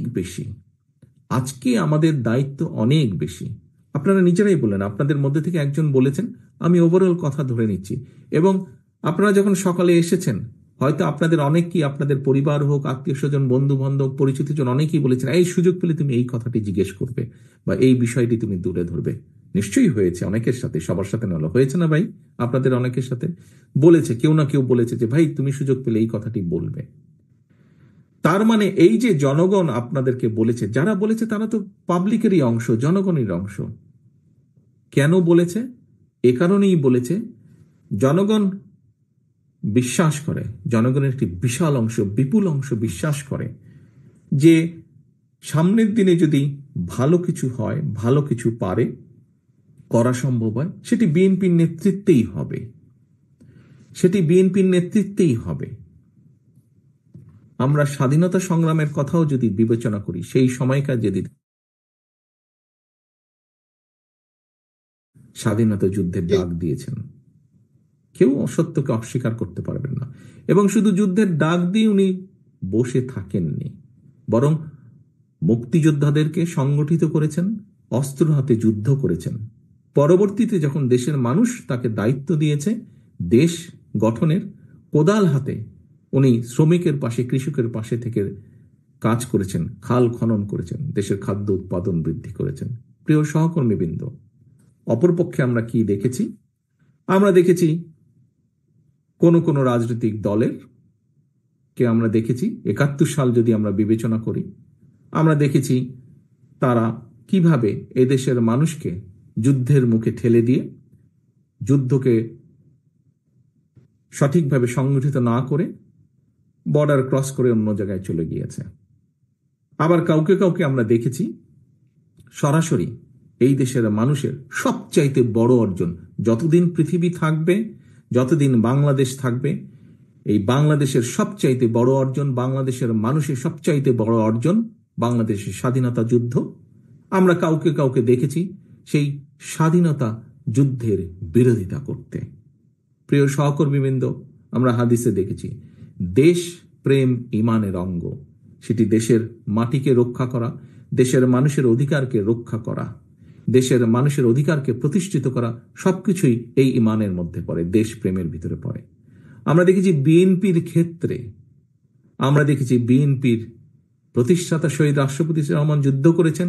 পরবর্তীতে যখন উনি দেশের মানুষের দ্বারা উনি দায়িত্ব পেয়েছেন, দেশের মানুষের মাধ্যমে দায়িত্ব পেয়েছেন, তখন আমরা দেখেছি যে মানুষকে সংগঠিত করে কিভাবে দেশ গঠনে উনি ভূমিকা রেখেছেন। পরবর্তীতে আমরা দেখেছি দেশে যখন আবার স্বৈরাচার কাঁধে চেপে বসেছে, দেশের মানুষকে নিয়ে দেশনেত্রী খালেদা জিয়া কিভাবে উনি রাজপথে থেকে সংগ্রাম করেছেন এবং দেশের মানুষ তার প্রতিদান দিয়েছে। 1991 সালে দেশের মানুষ ভোটের মাধ্যমে বিএনপিকে দায়িত্ব দিয়েছে দেশ পরিচালনার জন্য। কাজে আমরা যদি দেখি প্রিয় সহকর্মীবৃন্দ, প্রতিটা মুহূর্তে দেশের সংকটকালীন মুহূর্তে বিএনপি এসে দাঁড়িয়েছে। দেশের মানুষ বিএনপির উপরে আস্থা রেখেছে। দেশের মানুষ চেয়েছে যে ঠিক আছে, যেহেতু বিএনপির উপরে আস্থা রাখা যায়, বিএনপিকে আমরা দায়িত্ব দিই। যখনই একটি নিরপেক্ষ নির্বাচন হয়েছে, কম বেশি প্রায় সকল নিরপেক্ষ নির্বাচনে যা দেশে এবং বিদেশে স্বীকৃতি লাভ করেছে একটি নিরপেক্ষ নির্বাচন হিসেবে, সেই নির্বাচনের মাধ্যমে প্রতিবার বিএনপি দেশ পরিচালনার সুযোগ পেয়েছে। দেশের মানুষ বিএনপিকে সেই সুযোগ দিয়েছে। প্রিয় সহকর্মীবৃন্দ, আগামীতে সামনে আমরা প্রত্যাশা করি, দেশের মানুষ প্রত্যাশা করে, মানুষের গণতান্ত্রিক অধিকার প্রতিষ্ঠার জন্য সবচেয়ে প্রথম যে পদক্ষেপ সেটি হচ্ছে একটি নির্বাচন, এবং একটি নির্বাচন অনুষ্ঠিত হবে এবং সেই নির্বাচনের মাধ্যমে দেশের মানুষ সিদ্ধান্ত নেবে যে পরবর্তীতে কাদেরকে তারা, দেশের মানুষ, দেশ পরিচালনার দায়িত্ব দিবে। আমরা বিভিন্ন আলোচনায় দেখি, বিভিন্ন জ্ঞানী গুণী ব্যক্তির, বিভিন্ন বিশিষ্ট জনের আলোচনায় আমরা দেখি, কম বেশি প্রত্যেক মানুষ তাদের বক্তব্যে তুলে ধরেন যে আগামী দিনে বাংলাদেশ জাতীয়তাবাদী দল বিএনপির সবচাইতে বেশি সম্ভাবনা দেশ পরিচালনা করার, সবচাইতে বেশি সম্ভাবনা সরকার গঠন করার, ভোটের মাধ্যমে জয়ী হয়। এখন প্রিয় সহকর্মীবৃন্দ, আজকে আপনারা 31 দফা নিয়ে সারাদিন আলোচনা করেছেন। কেন আলোচনা করেছেন? খুব সংক্ষেপে বলতে হলে, এই 31 দফার মাধ্যমে আমরা দেশের পরিবর্তন ঘটাতে চাই, শুভ পরিবর্তন, পজিটিভ পরিবর্তন, যেটি মানুষ প্রত্যাশা করে। এখন এই পরিবর্তনটিতে কোনো জাদু বা ম্যাজিক না যে আমরা বলবো আর হয়ে যাবে। এই পরিবর্তনের জন্য আমাদের নিজেদেরকে প্রস্তুত হতে হবে, আমাদের মন মানসিকতার পরিবর্তন ঘটাতে হবে। প্রথমে যদি মন মানসিকতার পরিবর্তন ঘটাতে হয়, তাহলে সেভাবে আমাদের নিজেদেরকে প্রস্তুত করতে হবে। একটু আগে আমি বলেছি, আপনারা প্রত্যেকে এখানে দেখেছেন, আমি যদি একটি বিষয়কে উদাহরণ হিসাবে নিয়ে আসি, যে আমাদের একজন সহকর্মী, একজন শিক্ষিকা, আমাদের দলের একজন নেত্রী বলেছেন, উনি যখন বিভিন্ন উঠান বৈঠকে গিয়েছেন, বলেছেন অনেক মহিলা খুশি হয়েছে ফ্যামিলি কার্ডের কথা শুনে। আবার কেউ কেউ প্রশ্ন করেছে, সত্যি আপনারা করবেন তো? প্রিয় সহকর্মীবৃন্দ, আজকে আপনারা যারা এখানে আপনার সামনে বসে আছেন, আপনারা সহ আরো যারা আমাদের লক্ষ লক্ষ নেতাকর্মী আছে বিএনপির, নেতাকর্মী আছে, এই সকল মানুষকে আজকে এই দায়িত্বটি নিতে হবে। আমাদের বিরুদ্ধে বিভ্রান্তি ছড়ানোর জন্য বহু মহল কিন্তু তৈরি হচ্ছে। আপনারা পোড় খাওয়া রাজনীতিবিদ, আপনাদের বুঝতে বিন্দুমাত্র অসুবিধা হওয়ার কোনো কারণ নেই। বিএনপির বিরুদ্ধে বিভিন্ন মহল বিভিন্নভাবে কিন্তু তৈরি হচ্ছে, প্রোপাগান্ডা ছড়াচ্ছে। এরই মধ্যে আমরা সেগুলো দেখতে পাচ্ছি। প্রোপাগান্ডা ছড়াচ্ছে, শত্রুপক্ষ বলেন বা প্রতিপক্ষ বলেন, সেগুলো তারা করবেই, দেশের ভিতরে বাইরে সেটি তারা করবে, আমরা সেটিকে ফেস করব। কিন্তু সবচেয়ে ইম্পর্টেন্ট বিষয় হচ্ছে ওই যেই মানুষগুলো, কিছু কিছু মানুষ জিজ্ঞেস করছেন যে সত্যিই তোমরা করবা তো? এটি একটি আস্থার বিষয়। এখানে একজন প্রশ্নকর্তা ব্যাংকিং বিষয় নিয়ে বলেছেন, আমি তখন বলেছি যে ব্যাংক এমন একটা বিষয়, আস্থাটা ধীরে ধীরে গড়ে তুলতে, অর্থনৈতিক বিষয় ঠিক ভোটের বিষয়টা এরকম, আস্থাটা ধীরে ধীরে গড়ে তুলতে হয়। সহকর্মীবৃন্দ, এই আস্থা ধরে রাখার দায়িত্ব কিন্তু জনগণের না। এই আস্থা, আমাদের প্রতি জনগণের আস্থা ধরে রাখার দায়িত্ব কিন্তু আমার, আপনার, আমাদের উপস্থিত সকলের, যারা উপস্থিত নেই, যার গায়ে একবার সিল লেগেছে বিএনপি, সেরকম প্রতিটি নেতাকর্মীর দায়িত্ব হচ্ছে এই আস্থাকে ধরে রাখা, এই আস্থাকে ধরে রাখা। আমি জানি আমি যে প্রশ্নটি এখন করব তার প্রত্যুত্তরে আপনারা সবাই হাত তুলবেন, কিন্তু আপনাদের প্রত্যেককে আমি বলবো, হাতটা তোলার আগে 2 সেকেন্ডের জন্য চিন্তা করে নেবেন যে প্রকৃতভাবে আপনি বিশ্বাস করেন কিনা। যদি আপনি বিন্দুমাত্র বিশ্বাসে চিড় থাকে, দয়া করে হাত তুলবেন না। আর যদি 100% বিশ্বাস করেন, অনলি দেন আপনি হাতটা তুলবেন। আমার প্রশ্নটি হচ্ছে, আপনারা কি সত্যিকার ভাবে দৃঢ়ভাবে বিশ্বাস করেন এই 31 দফা বাস্তবায়নের মাধ্যমে আমরা কিছু হলেও দেশের মানুষের ভাগ্যের পরিবর্তন করতে সক্ষম হব? আপনারা কি দৃঢ়ভাবে এটি বিশ্বাস করেন? যদি যারা যারা বিশ্বাস করেন হাত তুলেন। ধন্যবাদ। আমি দেখতে পাচ্ছি প্রায় প্রত্যেকে হাত তুলেছেন। প্রিয় সহকর্মীবৃন্দ, দেখুন, আমি একটু আগে একটি কথা বলেছি যে মানসিক অবস্থার পরিবর্তন করতে হবে। আমাদেরকে দৃঢ়ভাবে বিশ্বাস করতে হবে যে আমরা পারবো, আমরা করব। যদি আমরা পারি, যদি আমরা করতেই চাই, আসুন নিজেদেরকে আমরা সেভাবে প্রস্তুত করি। আমরা যদি এইরকম 100টা কর্মশালাও করি প্রতিদিন, তাহলেও কিছু হবে না। তখনই হবে যখন আমরা নিজেদেরকে একটু হলেও পরিবর্তন করতে পারবো। ওই যে জনগণের আস্থা ধরে রাখার জন্য আপনাদেরকে আমি বলছি, সেই আস্থা ধরে রাখার জন্য যদি আমরা উদ্যোগও নেই এবং জনগণ যদি এটা দেখতে পায় যে হ্যাঁ, বিএনপি অন্তত উদ্যোগ নিয়েছে, বিএনপি যা বলছে, পারবে কি পারবে না সেটা হচ্ছে পরের ব্যাপার, কিন্তু অন্তত বিএনপি উদ্যোগ নিয়েছে, বিএনপি নিজেকে সেভাবে তৈরি করছে, বিএনপি নেতাকর্মীরা নিজেদেরকে তৈরি করছে সেভাবে, তাহলেও আমি বিশ্বাস করি ব্যক্তিগতভাবে জনগণ আমাদের উপরে বিশ্বাস করবে, আস্থা রাখবে। কিন্তু সেজন্য আমাদের নিজেদেরকে তৈরি হতে হবে, আমাদেরকে সেভাবে নিজেদেরকে প্রস্তুত করতে হবে। প্রিয় সহকর্মীবৃন্দ, সামনের পথ, প্রতিবার আমি প্রতিদিন একই কথা বলছি, সামনের পথ কিন্তু মোটেও মসৃণ না, সামনের পথ মোটেও মসৃণ না। একটু আগেই আমি বলেছি, বিভিন্ন মহল ষড়যন্ত্র তো করছেই। আপনারা দেখেছেন অন্তর্বর্তীকালীন সরকারের যারা বিশেষ করে সরকার প্রধান আছে ডক্টর ইউনূস, উনিও কিন্তু বলেছেন যে অর্থনৈতিক অবস্থা কি অবস্থায় রেখে গিয়েছে পলাতক স্বৈরাচার, চুরি, দুর্নীতি, লুটপাট করে সব সাফা করে দিয়ে গিয়েছে। আপনারা প্রত্যেকেই জানেন, আপনারা প্রত্যেকেই ভুক্তভোগী। কি বিষয় সেটি? বিচার ব্যবস্থা বলেন, প্রশাসন বলেন, পুলিশের প্রশাসন ব্যবস্থা বলেন, সবকিছু ভেঙে চুরে, রাষ্ট্রের প্রত্যেকটি প্রতিষ্ঠানকে ভেঙে চুরে ধ্বংস করে দিয়েছে। কাজেই যারাই দায়িত্ব পাক আগামী দিনে, সেই দলটির বা যারা দায়িত্ব পাবে তাদের অত্যন্ত কষ্ট হবে।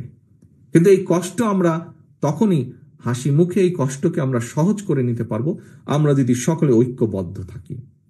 এবং আমরা বলতে আমি শুধু আজকে এখানে বিএনপির কথাই বলিনি, বিএনপির নেতাকর্মীদের কথা বলিনি। প্রথমত নিজের ঘরকে ঐক্যবদ্ধ রাখতে হবে, বিএনপির নেতাকর্মীদেরকে ঐক্যবদ্ধ থাকতে হবে, এবং জনগণের আস্থা নষ্ট হয় এরকম কোনো ব্যবস্থা যেমন এরকম কোনো কাজ যেমন করা যাবে না।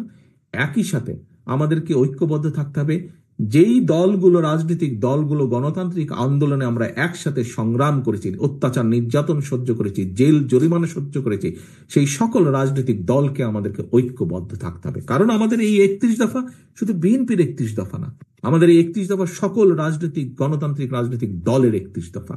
কাজেই আমাদের সকলকে ঐক্যবদ্ধ থাকতে হবে। এইখানে সত্য বাস্তবতা, কেউ এটি অস্বীকার করছেন না। কি সেটি? এই যে সকল দলগুলো, তার মধ্যে বিএনপি সবচেয়ে বড় দল। অন্য দলগুলো মোটেও সেটা অস্বীকার করছেন না, ওনারাও বলছেন বিএনপি বড় দল। এবং বড় দল হিসাবে সবচেয়ে বড় দায়িত্ব বিএনপির জনগণের এই আস্থা ধরে রাখা, এই 31 দফা বাস্তবায়ন করা। প্রিয় সহকর্মীবৃন্দ, আমি ব্যক্তিগতভাবে একটি একটি একটি একটি প্রতিজ্ঞা বা নীতিতে বিশ্বাস করি। আপনারা যেরকম অত্যাচারিত নির্যাতিত হয়েছেন, আমি ব্যক্তিগতভাবে আমার পরিবারও অত্যাচারিত নির্যাতিত হয়েছে সেই পলাতক স্বৈরাচার দ্বারা। যে কোনো নির্যাতিত মানুষ তার নির্যাতনকারীর বিরুদ্ধে প্রতিশোধ নিতে চায়। প্রিয় সহকর্মীবৃন্দ, আপনি চান, আমি চাই, আমরা সবাই চাই যারা আমরা অত্যাচারিত নির্যাতিত। তবে আমি ব্যক্তিগতভাবে, এবং আমি মনে করি আজকে এখানে উপস্থিত আমার প্রতিটি নেতাকর্মী, এই দলের প্রতিটি নেতাকর্মী আমার সাথে একমত হবেন, কেউ দ্বিমত হবেন না। কি সেটি? আমরা প্রতিশোধ নিতে চাই, আমি প্রতিশোধ নিতে চাই এই 31 দফাকে বাস্তবায়ন করার মাধ্যমে। কারণ শহীদ রাষ্ট্রপতি জিয়াউর রহমান, দেশনেত্রী বেগম খালেদা জিয়া, তারা এই দেশের মানুষের রাজনৈতিক অধিকার প্রতিষ্ঠিত করতে চেয়েছিলেন, গণতান্ত্রিক অধিকার প্রতিষ্ঠিত করতে চেয়েছিলেন, এই দেশের শিশুদেরকে শিক্ষিত করতে চেয়েছিলেন, বেকারদের কর্মসংস্থান করতে চেয়েছিলেন, খাদ্য উৎপাদন দ্বিগুণ করতে চেয়েছিলেন, দেশে শিল্পায়ন করতে চেয়েছিলেন, মানুষের অর্থনৈতিক স্বাধীনতা প্রতিষ্ঠিত করতে চেয়েছিলেন। সেই কাজগুলোতে বাধা দেওয়া হয়েছে। প্রিয় সহকর্মীবৃন্দ, আমি মনে করি বাংলাদেশ জাতীয়তাবাদী দলের প্রত্যেকটি নেতাকর্মীর প্রতিশোধ সেদিনই সফল হবে যেদিন বাংলাদেশের মাটিতে আমরা বাংলাদেশের মানুষের জন্য এই 31 দফাকে বাস্তবায়ন করতে সক্ষম হব। একমাত্র সেদিনই আমরা অগণতান্ত্রিক যে অশুভ শক্তি যারা বাংলাদেশকে দাবিয়ে রাখতে চায়, তাদের বিরুদ্ধে আমাদের প্রতিশোধ সফল হবে। যেদিন আমরা 31 দফার বাস্তবায়ন কার্যক্রম শুরু করব এবং এটি একটি চলমান প্রক্রিয়া থাকবে, আমরা ভালো থেকে ভালো করতে সক্ষম হব, সেদিনই আমরা প্রতিশোধ গ্রহণে সক্ষম হব। আমি প্রতিশোধ বলতে তাই বুঝি বাস্তবায়ন অফ 31 দফা। প্রিয় সহকর্মীবৃন্দ, আসুন আজকের এই কর্মশালায় আমরা প্রত্যেকটি মানুষ প্রতিজ্ঞা করি, শপথ করি, যে কোনো মূল্যে বাংলাদেশের মানুষের আস্থা আমাদেরকে ধরে রাখতে হবে। আস্থা ধরে রাখার দায়িত্ব আমাদের। বিএনপি সবচাইতে বড় রাজনৈতিক দল, তার যে যুগপৎ আন্দোলনে যেই দলগুলো, তার মধ্যে সবচেয়ে বড় রাজনৈতিক দল। অন্যরা আমাদেরকে সহযোগিতা করবেন, কিন্তু দায়িত্ব সবচেয়ে বেশি আমাদের। দায়িত্ব আপনার, দায়িত্ব আপনাদের সকলের। এই দেশকে রক্ষা করা, দেশের সার্বভৌমত্ব রক্ষা করা, দেশের মানুষের রাজনৈতিক এবং অর্থনৈতিককে প্রতিষ্ঠিত করা, রক্ষা করার দায়িত্ব। আসুন সেটিই হোক আজকের আমাদের কর্মশালার শপথ, সেটিই হোক আমাদের আজকের এই কর্মশালার প্রতিজ্ঞা। সেই প্রতিজ্ঞা যাতে আমরা পূরণ করতে পারি দেশের প্রতি, দেশের মানুষের প্রতি, সেই প্রত্যাশা রেখে আমি আমার বক্তব্য শেষ করছি। আল্লাহ হাফেজ। বাংলাদেশ জিন্দাবাদ। বাংলাদেশ জাতীয়তাবাদী দল জিন্দাবাদ।